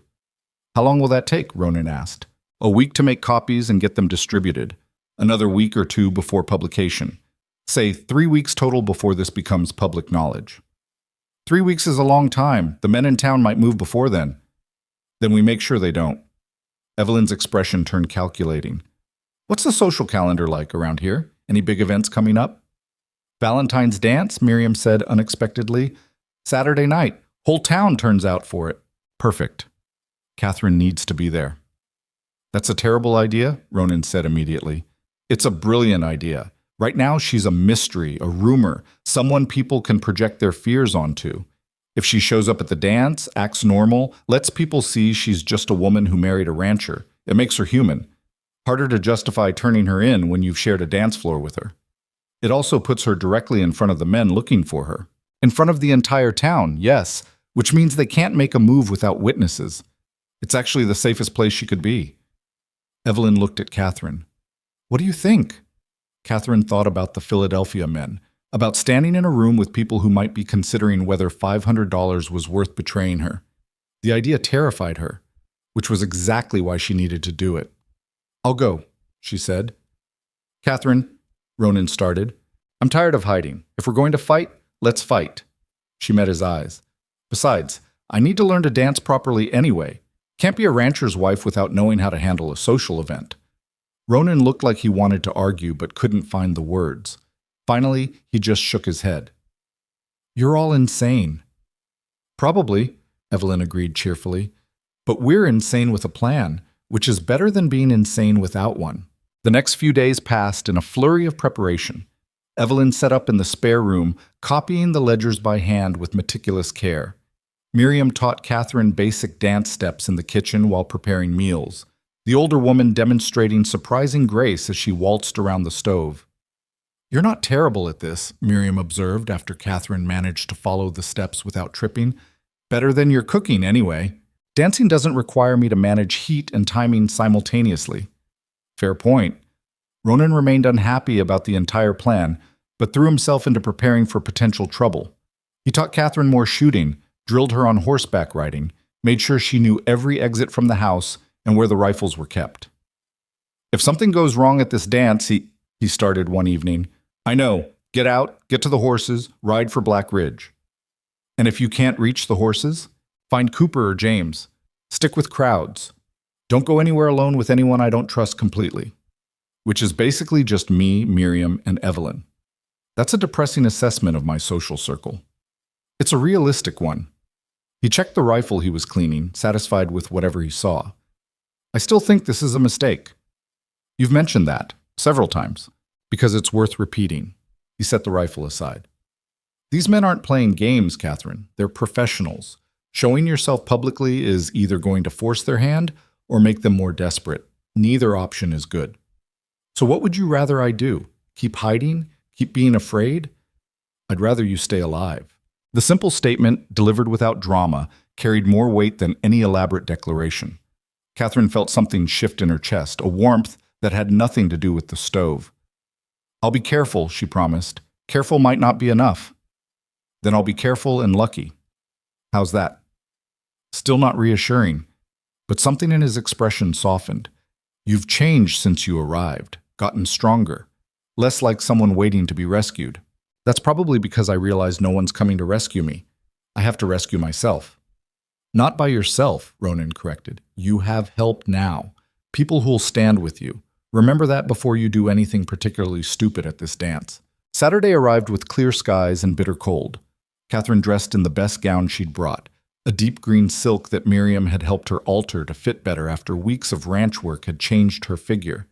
She looked at herself in the mirror and barely recognized the woman staring back. Her hands were calloused, her face weathered from days outdoors, her posture different. She still looked out of place, but less like a transplanted flower and more like something trying to take root. You'll be fine, Miriam said from the doorway. Just remember, you're not there to impress anyone. You're there to be seen and remembered as human. Can you manage that? I think so. Good. Because if you manage to get yourself killed at a Valentine's dance, I'm going to be very annoyed with you. I'll do my best to avoid it. They rode into town as the sun set. Ronan, Catherine, Cooper, and James, with Evelyn joining them on a borrowed horse. The town hall was already lit up, music drifting through the cold air, people gathered in their best clothes. Catherine's heart pounded as they approached. This was either the bravest or stupidest thing she'd done since stepping off that train in Cheyenne. Possibly both. Ronan helped her down from the wagon, his hand steadying her. Stay close, he murmured, and if anything feels wrong, you tell me immediately. I will. They entered the hall together, and conversation dimmed as people noticed them. Catherine felt dozens of eyes assessing her, judging her, wondering about her. She forced herself to smile, to nod politely, to act like she belonged here even though her stomach was churning. And there, near the back of the hall, she saw them. The three men from Philadelphia, watching her with expressions that confirmed everything she'd feared. They'd found her. They knew who she was. And now she'd just walked directly into their sight. The hunt was ending. One way or another, everything was about to change. The lead man from Philadelphia, the one with the neat beard and calculating eyes, smiled when he saw Catherine. It wasn't a friendly smile. It was the smile of a hunter who'd just spotted his prey walking directly into the trap. Ronan's hand tightened on Catherine's arm. We can leave. Right now. No. Catherine forced herself to stand straight, to meet that predatory gaze without flinching. Running is what they expect. I'm done giving them what they expect. Catherine, trust me. Please. It was asking a lot. They both knew it. But Ronan released her arm with visible reluctance, staying close as they moved deeper into the hall. The music continued. A fiddle, playing something cheerful that felt absurdly disconnected from the tension crackling through the room. People were staring now, not even trying to hide it. Whispers spread like fire through dry grass. That's her. That's the one they're looking for. That's Ronan Mercer's new wife. The one with secrets. Catherine heard fragments of conversation, felt the weight of judgment and curiosity and fear all mixed together. Margaret Walsh appeared at her elbow, solid and grounding. Breathe. You look like you're about to pass out. I might be. Don't. It'll make you look guilty. Margaret steered her toward a cluster of women near the refreshment table. Come on. Time to be charming and normal. Can you manage that? I have no idea. Then fake it. That's what the rest of us do anyway. The women Margaret introduced were a mix of ages and backgrounds: ranch wives, shopkeepers' wives, a widow who ran a boarding house. They regarded Catherine with varying degrees of suspicion and curiosity, and she understood immediately that this was a test. These were the women who'd decide whether she was acceptable, whether she belonged, whether she deserved their protection or their betrayal. "This is Catherine Mercer," Margaret said with a firmness that suggested anyone who had a problem with that could take it up with her personally. "Ronan's wife. She's been learning ranch life out at Black Ridge." "How are you finding Wyoming, Mrs. Mercer?" asked a thin woman with graying hair and kind eyes. "I imagine it's quite different from where you came from." "Very different," Catherine agreed. "I'm from Philadelphia originally. This is—" She gestured vaguely at the room, the town, the entire frontier. "This is nothing like anything I knew before." "Must have been quite a shock," another woman said, her tone neutral but her eyes sharp. "It was. It still is, honestly. I'm learning, but I'm not very good at most things yet." Catherine decided honesty was her best weapon here. "I burned bread 3 times this week. I can't ride properly. The chickens terrify me, and I'm fairly certain everyone at Black Ridge thinks I'm utterly useless." That got a few smiles, some of the tension easing slightly. "The chickens terrify everyone at first," the kind-eyed woman said. "I'm Judith Brennan, by the way. My husband runs the feed store. I nearly gave up and went back east my first year here because I couldn't handle gathering eggs without crying." "How did you manage?" "Spite, mostly. Decided I wasn't going to let birds defeat me." Judith's smile widened. "You'll find spite is a very useful emotion on the frontier." "So I'm learning." The conversation shifted to safer topics: the difficulty of maintaining gardens in Wyoming soil, the challenges of preserving food through winter, whose husband had done the stupidest thing recently. Catherine listened more than she spoke, trying to understand the dynamics, the unspoken rules of this community she'd stumbled into. But she was constantly aware of the 3 Philadelphia men watching from across the room. They weren't approaching, weren't causing trouble, just watching, waiting. Ronan appeared at her side during a lull in conversation. "Dance with me." It wasn't a request. Catherine excused herself from the women and let him lead her to the floor where other couples were moving through a simple waltz. She placed her hand in his, felt his other hand settle at her waist, and tried to remember what Miriam had taught her. "You're doing fine," Ronan murmured as they began moving. "The women like you, that's important. The women are being polite, there's a difference. Not out here. Politeness is currency. They don't waste it on people they've already decided to reject." Catherine missed a step, stumbled slightly. Ronan caught her, steadied her, kept them moving without drawing attention to the mistake.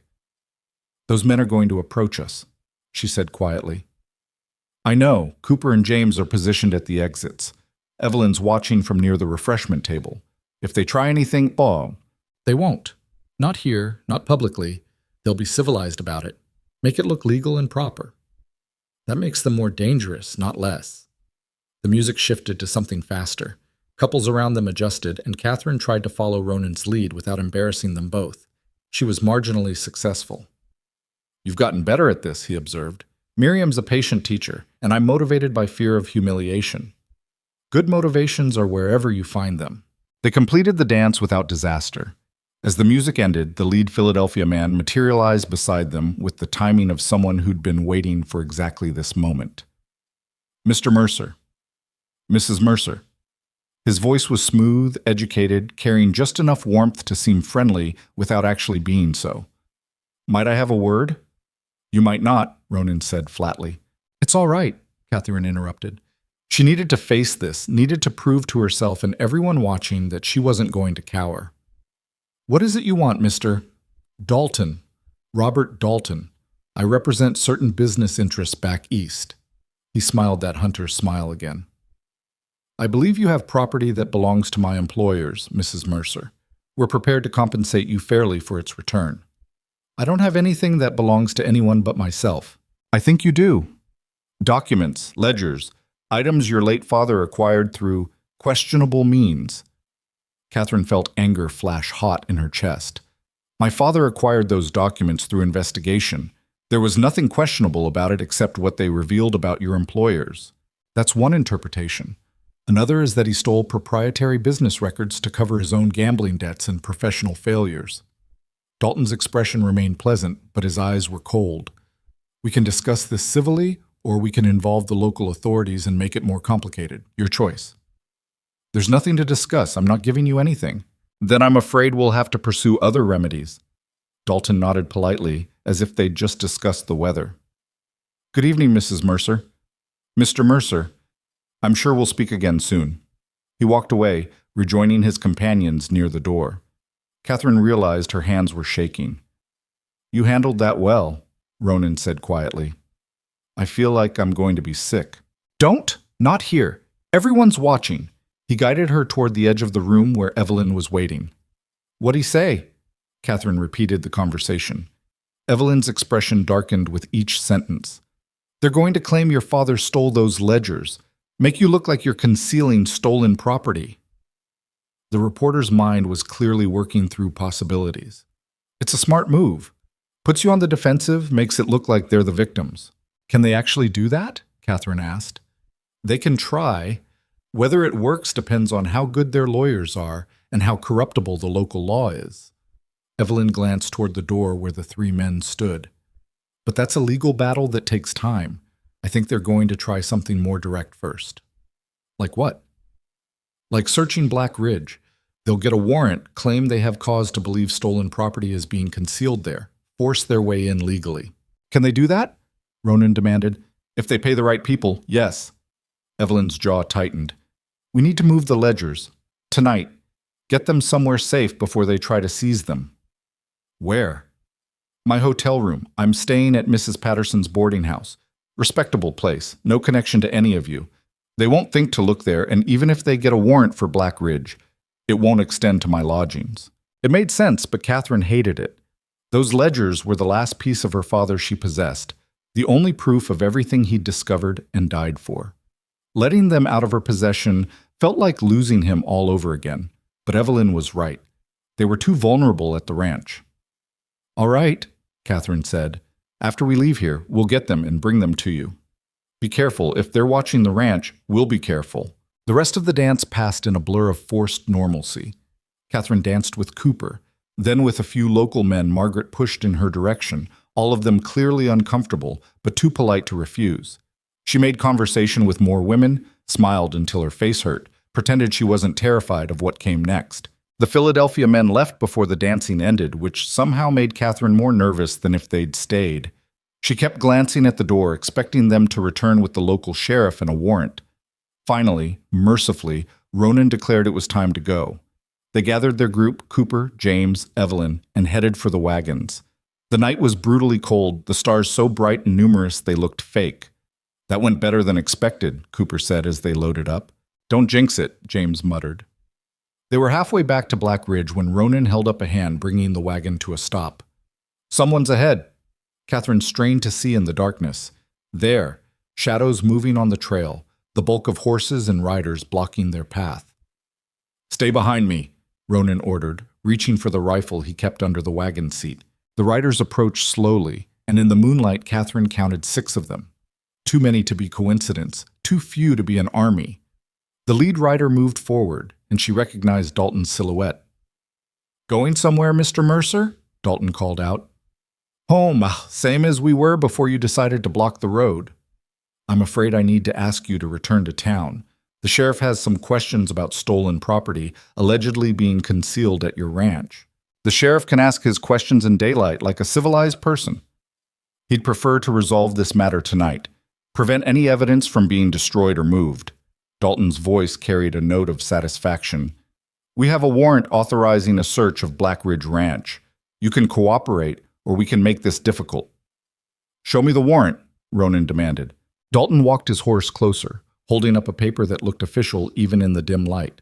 Ronan took it, angled it to catch moonlight, and read with visible anger. This is signed by Judge Morrison. He's never even been to Wyoming territory. He has jurisdiction over certain federal matters. Theft of financial documents falls under that jurisdiction. This is horseshit, and you know it. Nevertheless, it's legal. Now, are you going to cooperate, or do things need to get unpleasant? Catherine felt everything balanced on a knife's edge. They could fight, Ronan, Cooper, and James were all armed, and Catherine had a pistol in her coat pocket that Ronan had insisted she carry. But 6 against 4 were bad odds, and people would die. Or they could cooperate, let these men search Black Ridge, and hope they didn't find the hidden compartment in her trunk. Evelyn made the decision for them. She stood up in the wagon, her voice carrying clear authority. I'm Evelyn Cross, reporter for the Denver Chronicle. I'm documenting everything happening here tonight.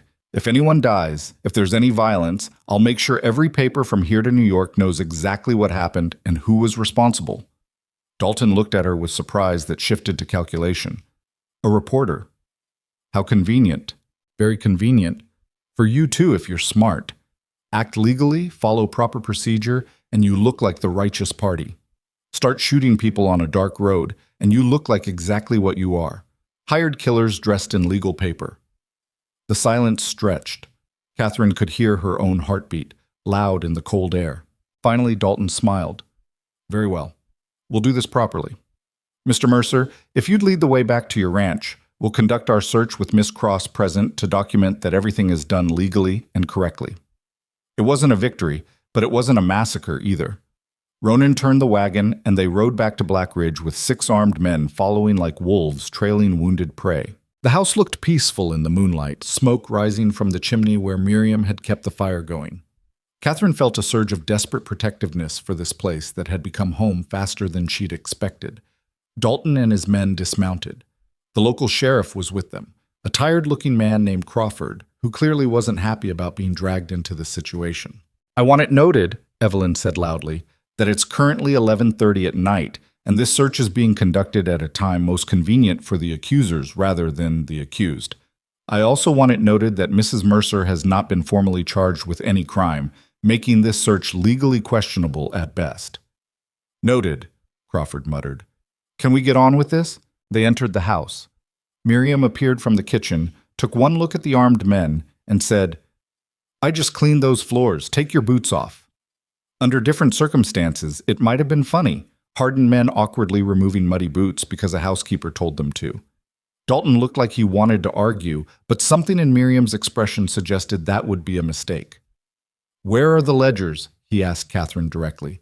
I don't know what you're talking about. Don't play games, your father's documents, the ones he stole from Vane Financial. Where are they? My father didn't steal anything. He documented crimes. Then you won't mind us searching for these non-existent documents. Catherine said nothing. Dalton gestured to his men, and they began moving through the house with an efficiency that suggested they'd done this before. Drawers opened, furniture moved, careful hands checking for hidden compartments. They reached Catherine's room. She watched them approach her trunk, the one with the false bottom that held her father's life work. One of Dalton's men opened it, began removing clothing. Silk dresses, undergarments, personal items scattered across the floor with no regard for privacy or dignity. Catherine forced herself to remain impassive, to give nothing away. The man reached the bottom of the trunk, ran his hands along the edges, tapped the base. Got something here, he announced. Catherine's heart stopped. Dalton moved closer, interest sharpening his features. The man worked at the false bottom, found the hidden catch, lifted the panel. Empty. The compartment was completely empty. Dalton stared at the vacant space, his expression shifting from triumph to confusion to fury. Where are they? Where what? Catherine asked, her voice steady despite the shock running through her system. She genuinely didn't understand how this was possible. The ledgers had been there this morning. She'd checked them before leaving for the dance. The documents. The ledgers. They were here. I don't know what you're talking about. You're lying. Dalton grabbed her arm, his pleasant facade finally cracking. Where did you move them? Get your hands off my wife, Ronan said, his voice deadly quiet. Dalton released Catherine but didn't back down. She moved them. Today, maybe while we were all at the dance. They were here. They have to be somewhere. Maybe they were never here, Evelyn suggested. Maybe your entire premise is wrong. Or maybe someone in this house helped her hide them. Dalton looked at Miriam. You. What do you know? I know you're tracking mud across floors I just washed, Miriam said. And I know you've got about 30 seconds to get out of this house before I throw you out myself. We have a legal warrant. which doesn't give you the right to assault people or make accusations you can't prove. Sheriff Crawford stepped forward, looking relieved to finally have grounds to intervene. You searched. You didn't find what you were looking for. Time to go. This isn't over, Dalton said, his eyes locked on Catherine. Those documents exist and you have them. When we prove it, you'll be charged with theft and obstruction, you and everyone who helped you. Looking forward to it, Catherine said, surprising herself with how steady she sounded. I'm sure a court will be very interested in hearing why you're so desperate to recover documents that supposedly don't contain evidence of any crimes.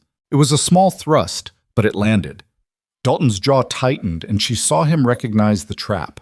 The more aggressively they pursued the ledgers, the more obvious it became that those ledgers contained something worth hiding. The men left, boots back on, and mud tracked everywhere despite Miriam's earlier order. Their horses faded into the night, and Catherine stood in her violated room, surrounded by her scattered belongings, trying to process what had just happened. Someone moved them, she said finally. The ledgers. Someone took them from my trunk. Before tonight, Ronan agreed, which means someone in this house. It was me! Elsie's small voice came from the doorway. Everyone turned. The girl stood there in her nightgown, looking defiant and terrified in equal measure. You? Catherine whispered. I heard you and Papa talking about the bad men coming, about them trying to take your father's books. Elsie twisted her hands together. I thought if they weren't in your trunk, if they were somewhere else, maybe the bad men wouldn't find them. So I took them this afternoon and hid them. Where? Ronan asked, his voice careful. Mama's old hiding spot, in the barn. She showed it to me once, said it was where she kept things safe. There was a long silence. Then Ronan crossed to his daughter and knelt down to her level. You could have been in serious trouble if they'd caught you moving them. I know, but Catherine's family, and family protects each other. Elsie looked at Catherine. That's what Mama said. Family protects each other, even when it's hard. Catherine felt something break open in her chest. A warm, painful thing that might have been gratitude or affection or the beginning of something that looked like belonging. She crossed to Elsie and knelt beside Ronan. Thank you, she said quietly. You probably saved everything tonight. Are the bad men gone now? For tonight. But they'll be back. Then we'll fight them again. Elsie said it with the simple certainty of a child who hadn't yet learned that some fights couldn't be won. That's what we do, right? That's what we do, Ronan agreed. They retrieved the ledgers from Sarah's hiding spot, a waterproof box tucked into a gap in the barn's stone foundation, cleverly concealed behind loose boards. The leather books were intact, her father's handwriting still crisp and damning on every page. Evelyn took possession of them immediately. I'm copying these tonight, all night if necessary. By dawn, I'll have duplicate sets heading to 3 different newspapers. Even if Dalton manages to destroy one set, the others will get through. They'll come after you, Catherine warned. They'll try. But I'm harder to intimidate than I look. Evelyn tucked the ledgers into her satchel. This is the biggest story of my career. I'm not letting it go without a fight. She left on her borrowed horse, disappearing into the darkness with cargo worth more than gold. Catherine watched her go and felt the weight of responsibility shift slightly, no longer entirely on her shoulders, now shared with someone who understood what the ledgers meant.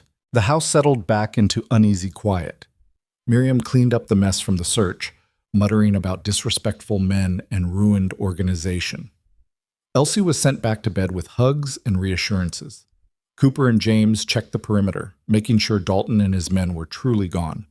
Catherine and Ronan sat in the kitchen, drinking coffee. Neither of them wanted, but both needed something to do with their hands. That was closer than I'd like, Ronan said finally. They'll try again. Differently, but they'll try. I know. He looked at her across the table. You held up well tonight. Didn't crack. Didn't give them anything. I was terrified the entire time. Being brave isn't about not being scared. It's about functioning anyway. He paused. Your father would be proud of how you're fighting for his work. Catherine felt tears sting her eyes, blinked them back. I hope so. I keep thinking I'm doing this wrong, that I should have been smarter, faster, better at protecting his evidence. You're doing fine. Better than fine. Ronan reached across the table, covered her hand with his. It was the first time he'd initiated physical contact beyond practical necessity, and the warmth of his calloused palm against hers felt significant in a way she couldn't quite name. "We'll get through this. Together." "Together," Catherine repeated and realized she believed it. The next 3 days were tense with waiting. Dalton and his men remained in town, visible and threatening but making no moves. Evelyn sent word that the copies were complete and dispatched, one set to Chicago, one to New York, one to Denver. Now it was just a matter of time before publication. Time that felt increasingly dangerous as Dalton grew more desperate. The attack came on the fourth night, and it didn't come with warrants or legal pretense. It came with fire. Catherine woke to smoke and shouting. She stumbled from bed, disoriented, and saw orange light flickering through her window. The barn. Something was burning. She ran downstairs in her nightgown, found Ronan already dressed and armed. "Stay in the house," he ordered. "What's happening?" "They're burning us out, trying to force us outside where they can pick us off." His face was grim. "Cooper and James are already out there trying to save the horses. I need to help them." "Then I'm coming with you." "Catherine, I can shoot now. Not well, but well enough to be useful. You need every gun you have." He looked like he wanted to argue, but didn't have time. "Fine. Stay behind me. If I tell you to run, you run. Understood?" She grabbed the pistol he'd given her, checked that it was loaded the way he'd taught her, and followed him into the chaos. The barn was fully engulfed, flames reaching toward the sky like grasping hands. The heat was intense, even from a distance. She could hear horses screaming inside, could see Cooper and James trying to get them out through the smoke and fire. And beyond the barn, in the darkness, Catherine saw movement. Men with rifles positioned at the edge of the firelight, waiting. "They're trying to trap us," Ronan said. "Force us into the open, then cut us down." "What do we do?" "We don't give them what they want." He fired toward the shadows, not aiming to hit, but to announce they weren't defenseless. "Get to the house. Miriam and Elsie need protection." Catherine ran back toward the house, her nightgown catching on brush, her bare feet finding every sharp rock. She burst through the door to find Miriam already at a window with a rifle, Elsie huddled in the corner with wide, frightened eyes. "They're out there," Miriam said without turning. "At least 6, maybe more. This isn't a raid, it's a siege." Catherine took position at another window, her hands shaking as she gripped the pistol. She could see figures moving in the darkness, could hear gunfire exchanging between Ronan's position and the attackers. Someone tried the front door. Catherine aimed her pistol at it, finger on the trigger, heart hammering so hard she thought it might break through her ribs. "Don't open it," Miriam said calmly. "Just be ready." The door shook as someone threw their weight against it. Once, twice, the lock held, but it wouldn't forever. "On 3, Miriam said. "You shoot low. I'll shoot high. 3, 2, 1. The door burst open and they fired simultaneously. Catherine's shot went wide, hitting the doorframe. Miriam's was more accurate, catching the intruder in the shoulder. He went down with a scream, and another man grabbed him, dragging him back into the darkness. "Good," Miriam said, reloading with practiced speed. "They know we'll fight. That'll make them more careful." The barn collapsed with a roar that shook the ground. Catherine watched her new home's most important structure turn into a pile of burning timber and felt rage cut through her fear.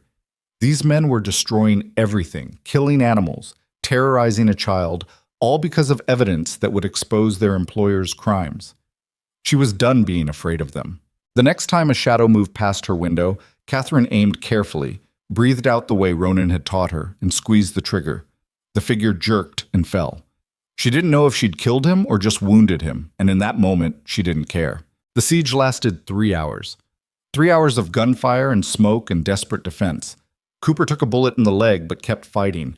James held the barn approach, preventing anyone from using the fire as cover. Ronan moved between positions, coordinating their defense, somehow keeping them all alive. And then, just as Catherine was beginning to think they'd lose through sheer exhaustion, she heard new sounds. Horses. Many horses, coming fast. Reinforcements for Dalton, she thought, and nearly gave up hope. But the riders that appeared weren't Philadelphia men. They were locals. Margaret Walsh in the lead, followed by nearly 24 ranchers and townspeople, all armed and looking furious. "About time you showed up," Miriam shouted from the window. Margaret dismounted, rifle already firing toward the remaining attackers.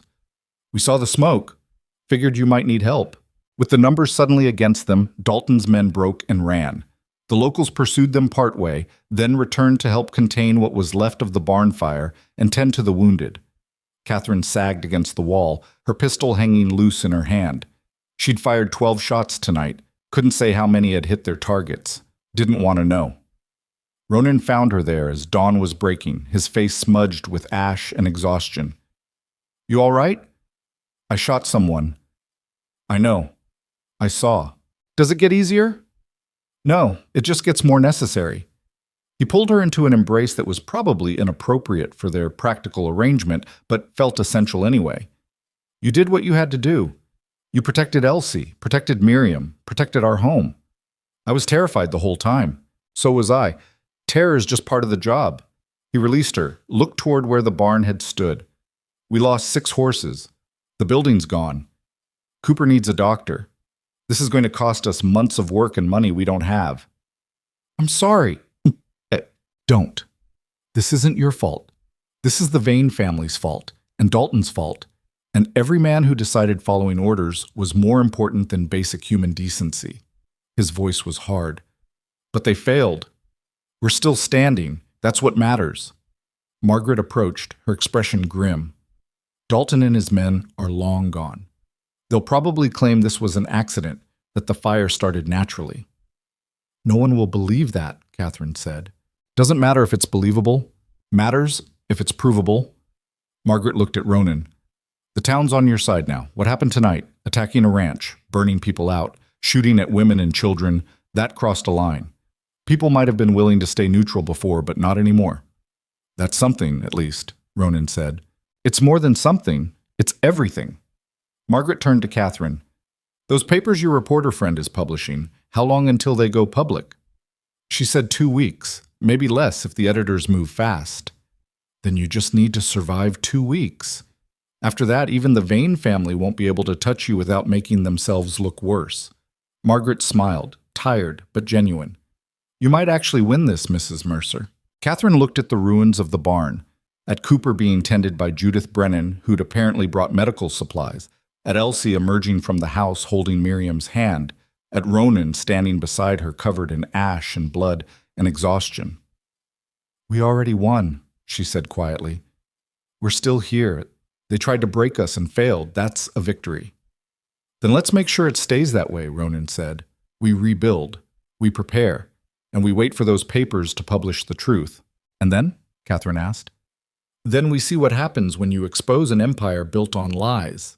Could go a lot of ways, not all of them good. But at least it'll be honest." "Yeah," Ronan agreed. At least it'll be that." The sun rose over Black Ridge, illuminating the destruction and the survival in equal measure. Catherine stood with her husband, who was barely more than a stranger, surrounded by a community that had chosen to protect her, and realized that somewhere between the train platform and this moment, she'd stopped running. Now she was fighting, and whatever came next, she'd face it standing her ground. The days after the fire moved with a strange kind of momentum, like a river that had broken through a dam and couldn't be stopped no matter what stood in its way. Catherine found herself working alongside people she barely knew, rebuilding what had been destroyed, and discovering that crisis had a way of forging connections faster than years of polite acquaintance ever could. Margaret Walsh arrived the morning after the attack with her 2 sons and a wagon full of lumber. Judith Brennan brought food, more food than Black Ridge could eat in a week, but she kept bringing it anyway because that's what you did when neighbors were hurting.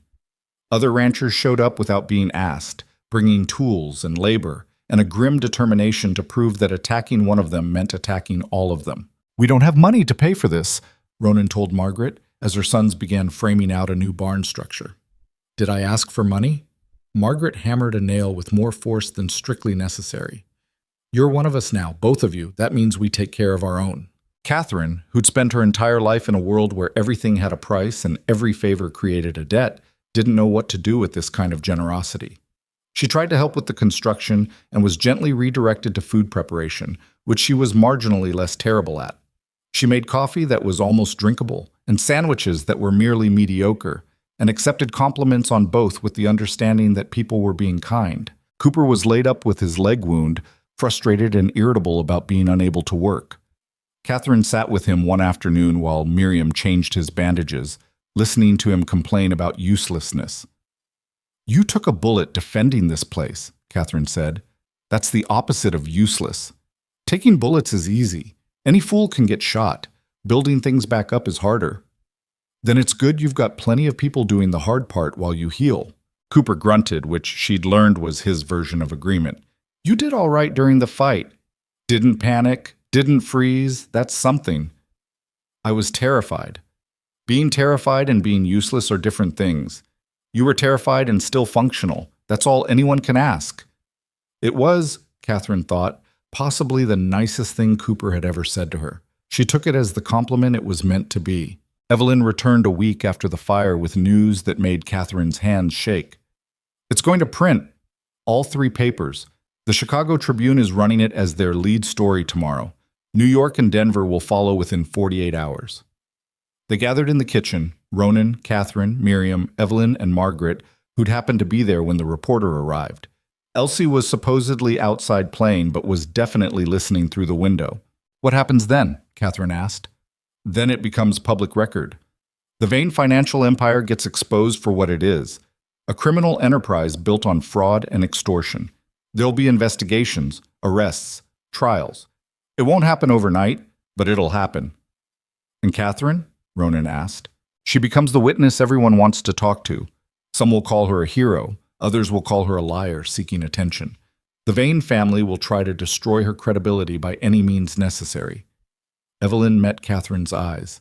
It's going to be brutal. They'll dig up every mistake you've ever made, every embarrassing moment, anything they can use to make you look unreliable. I don't have anything to hide. Everyone has something to hide. The question is whether it's bad enough to undermine your father's evidence. Evelyn pulled out a newspaper proof sheet. I got an early copy of the Chicago article. You should read it before it goes public. Catherine took the paper with trembling hands. The headline read, Financial Empire Built on Fraud. Murdered Banker's Daughter Exposes Years of Corruption. Below it was her father's photograph, younger than she remembered him, smiling in a way he'd stopped doing in his final years. And beneath that, her own image sketched from description. She read through the article, seeing her father's work laid out for the world, his careful documentation transformed into damning narrative, the Vane family's crimes spelled out in black and white. Names, dates, amounts, families ruined, lives destroyed, all in pursuit of profit and power. This is good, she said finally, her voice thick with emotion. This is what he wanted, for people to know, for someone to care. People will care, Evelyn assured her. This kind of story, it's the kind that changes things, makes people angry, demands action. It'll also make the Vane family desperate, Margaret said. Cornered animals are the most dangerous kind. They're already dangerous, Ronan pointed out. They burned our barn and tried to kill us. Not sure they can get much more desperate than that. They can, Evelyn said quietly, because right now this is still containable for them. They can claim Catherine's lying, that the ledgers are fabricated, that this is all a conspiracy against innocent businessmen. But once the investigations start, once federal authorities get involved, that's when they'll really panic. And panicked, powerful people do terrible things. Catherine folded the newspaper carefully. So what do? We prepare for them to come at you with everything they have. Legally, publicly, and probably physically. Evelyn's expression was grim. The next few weeks are going to be hell. You need to be ready for that. I don't think I can be ready for it, but I'll face it anyway. That's all anyone can do. The article published the next morning, and by afternoon, Black Ridge Ranch had its first wave of new visitors, reporters from smaller papers, following the story like sharks following blood. They wanted interviews, wanted to see the woman who'd taken down a financial empire, wanted details and drama and quotes they could print. Ronan turned most of them away at gunpoint. The ones who persisted found themselves facing Miriam, who had a way of making reporters feel about 3 inches tall without raising her voice. But some got through. Catherine gave 3 interviews that week, each time telling the same story, watching journalists scribble notes, and knowing that every word would be picked apart, analyzed, used to build her up or tear her down depending on the newspaper's agenda. How does it feel to be responsible for destroying the Vane Empire, one reporter asked, a young man with ambitious eyes. I'm not responsible for anything except telling the truth. They destroyed themselves through their own actions. I just made sure people knew about it. Some are calling you a hero. Others say you're a vengeful daughter using forged documents to settle a personal grudge. How do you respond? I respond that anyone who actually reads my father's ledgers will see they're genuine. The handwriting analysis alone proves they're his work. The documented transactions can be verified through bank records. This isn't a personal grudge. It's evidence of systematic fraud that hurt hundreds of people. Will you testify if there are trials? If asked, yes. I'm not hiding from this. The interview appeared 2 days later under a headline that made Catherine sound like a crusading angel of justice, which was so far from how she felt that she almost laughed. She wasn't an angel. She was just someone who'd been backed into a corner and decided to fight her way out. The legal response from the Vane family came faster than expected. A lawsuit filed in Philadelphia claiming defamation, theft of proprietary documents, and conspiracy to damage their business interests. The amount they were seeking was staggering, enough money to bury Catherine in debt for the rest of her life, even if she won the case. "They're trying to bankrupt you into silence," Evelyn explained, reading through the legal documents. "Even if every charge is baseless, defending yourself will cost thousands in legal fees." "I don't have thousands." "I know. Which is why we're going to find you a lawyer who'll work for the publicity value. There are attorneys who'd kill for a case this high profile." The lawyer they found was a thin, intense woman named Rachel Winters, who'd made her name defending women in property disputes and had, according to Evelyn, a personal hatred of corrupt financiers that borders on obsessive. Rachel met them in town, reviewed the ledgers, and smiled like a wolf spotting wounded prey. "This is beautiful, absolutely beautiful. The Vane family just made the stupidest mistake of their lives by suing you. Now all of this becomes court record, public, verifiable. They could have stayed quiet and worked behind the scenes, but they got angry and filed suit, which means I get to destroy them in open court." "Can you actually do that?" Catherine asked. "Watch me." Rachel's eyes gleamed. "I'll work for 20% of any damages we recover from the Vane family after we countersue for your father's wrongful death. Deal?" "Deal." Things moved quickly after that. Federal investigators arrived in Wyoming, wanting to interview Catherine about the ledgers. She spent 3 days in a hotel room in Cheyenne, going through every page with stern men in suits who asked the same questions 40 different ways, trying to catch her in inconsistencies. She didn't falter because she was telling the truth, and the truth didn't change no matter how many times they asked. Back at Black Ridge, life continued in its strange new rhythm. The barn reconstruction was nearly complete, not as large as the original, but functional. The horses they'd saved were settling into their new accommodations. Cooper was back on his feet, limping but mobile.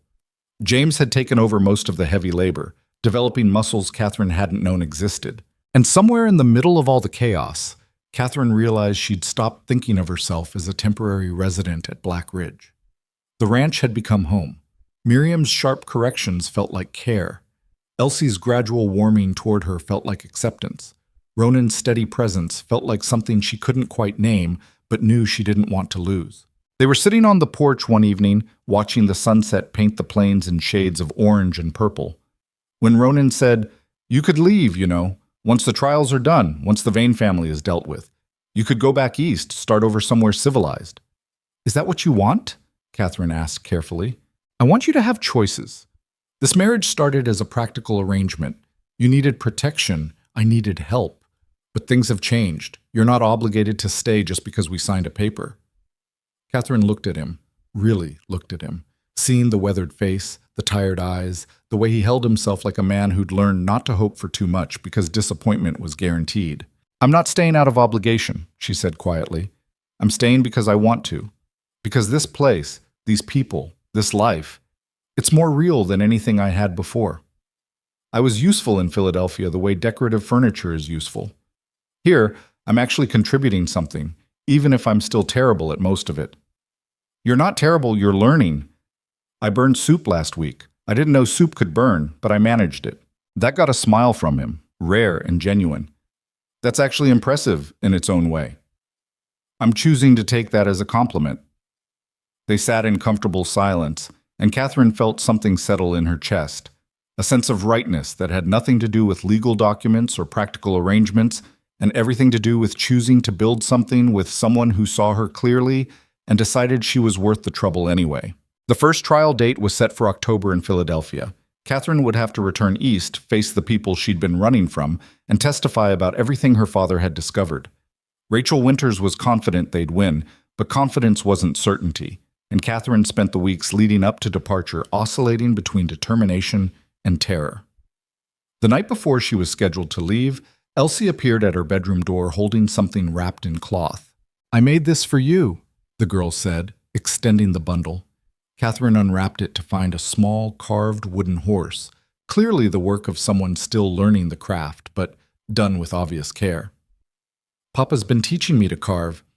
He said you like juniper, so I made you one you could take with you, so you'd remember to come back." Catherine felt her throat close up. "It's beautiful. Thank you." "Are you coming back?" Elsie asked, her voice small. "After the trial? Or are you going to stay there?" "I'm coming back. This is my home now." "Promise?" "I promise." Catherine pulled the girl into a hug that Elsie returned fiercely. "You're stuck with me, I'm afraid. Your terrible stepmother who can't cook and burns soup." "You're getting better at cooking. Last night's dinner was almost good." "High praise indeed." Elsie pulled back, wiping her eyes. "Mama would have liked you. She liked people who tried hard even when things were difficult." It was the first time Elsie had said anything like that, and Catherine felt it land somewhere deep. "I wish I could have known her." "Me too, but I'm glad I know you." Elsie hesitated. "Is it okay if I call you Mama Catherine? Not just Catherine." Catherine had to take several breaths before she could speak. "That would be more than okay. That would be an honor." The girl hugged her again, then fled back to her room before the emotions could get too heavy. Catherine held the carved horse and let herself cry, not from sadness, but from the overwhelming weight of being accepted into a family she'd never expected to have. Philadelphia in October was exactly as she remembered, crowded, dirty, loud in ways that Wyoming had never been. The city that had once felt like home now felt foreign. Too many people packed into too little space, the air thick with smoke and noise. Rachel Winters met her at the train station with another lawyer in tow, a quiet man named Peter Chen who specialized in financial crimes. Together they prepared Catherine for testimony, running her through potential questions, preparing her for the Vane family's attempts to discredit her. The trial itself was a spectacle. The courthouse was packed with journalists, curious onlookers, people who'd been affected by the Vane family's fraud and wanted to see justice done. The Vane family attorneys were exactly what Catherine expected: expensive suits, smooth voices, and eyes that calculated every angle. August Vane himself sat in the gallery, an elderly man with white hair and the kind of presence that suggested he was used to being the most important person in any room. His son Silas sat beside him, younger, harder, radiating fury barely contained beneath a veneer of civilized behavior. Catherine took the stand on the third day of testimony. Rachel walked her through the basics: her father's investigation, the ledgers, the evidence of systematic fraud. Then the Vane attorneys got their turn. "Miss Ashbourne," the lead attorney began. "Mrs. Mercer," Catherine corrected. "I'm sorry, Mrs. Mercer. Though that's quite a recent marriage, isn't it? Some might say suspiciously convenient in timing. I married my husband because I needed protection from men who wanted to kill me for possessing evidence of criminal activity. I don't consider that suspicious. I consider it survival. You claim your father was murdered. Do you have any proof of this? The fact that he died 3 days before he was scheduled to meet with federal investigators about the Vane financial empire seems like fairly damning coincidence. Correlation is not causation, Mrs. Mercer. People die in accidents every day. People investigating powerful criminals die in accidents far more often than random chance would suggest. Rachel had coached her well. Answer directly, don't get flustered, remember that the jury was watching everything. Catherine kept her voice steady, her answers clear, and watched the Vane attorney grow increasingly frustrated that she wouldn't crack. Your father had gambling debts, did he not? He did, small ones, already paid off before his death. How do we know these ledgers aren't fabrications designed to cover those debts? That you're not lying to protect your father's reputation? Because the transactions in those ledgers can be verified through bank records. Because the handwriting has been authenticated by 3 separate experts. Because over 24 families have come forward confirming they were victims of the fraud my father documented. Catherine leaned forward slightly. And because if I were going to fabricate evidence, I'd probably make it simpler and less likely to get me killed. The truth is complicated. Lies are usually cleaner. That got a murmur of approval from the gallery.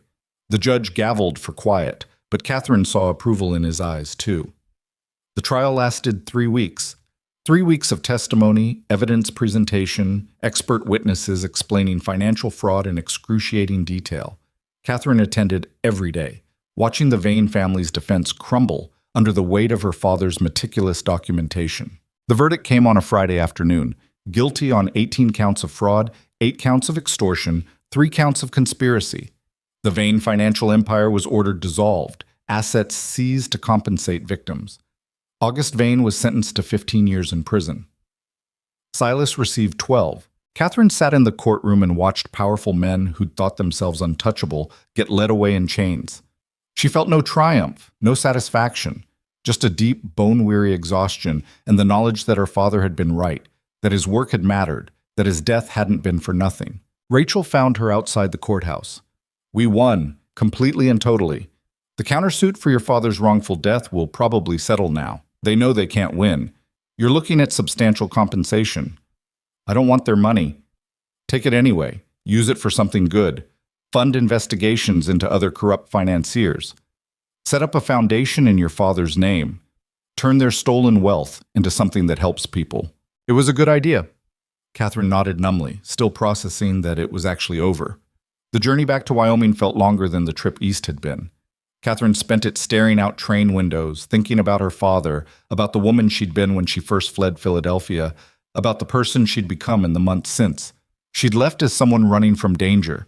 She was returning as someone who'd faced it and survived. Ronan met her at the Cheyenne station, and Catherine felt something settle in her chest when she saw him waiting there.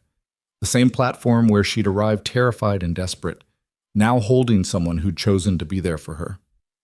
"It's over?" he asked as she stepped down. "It's over. They were convicted. The empire's being dismantled.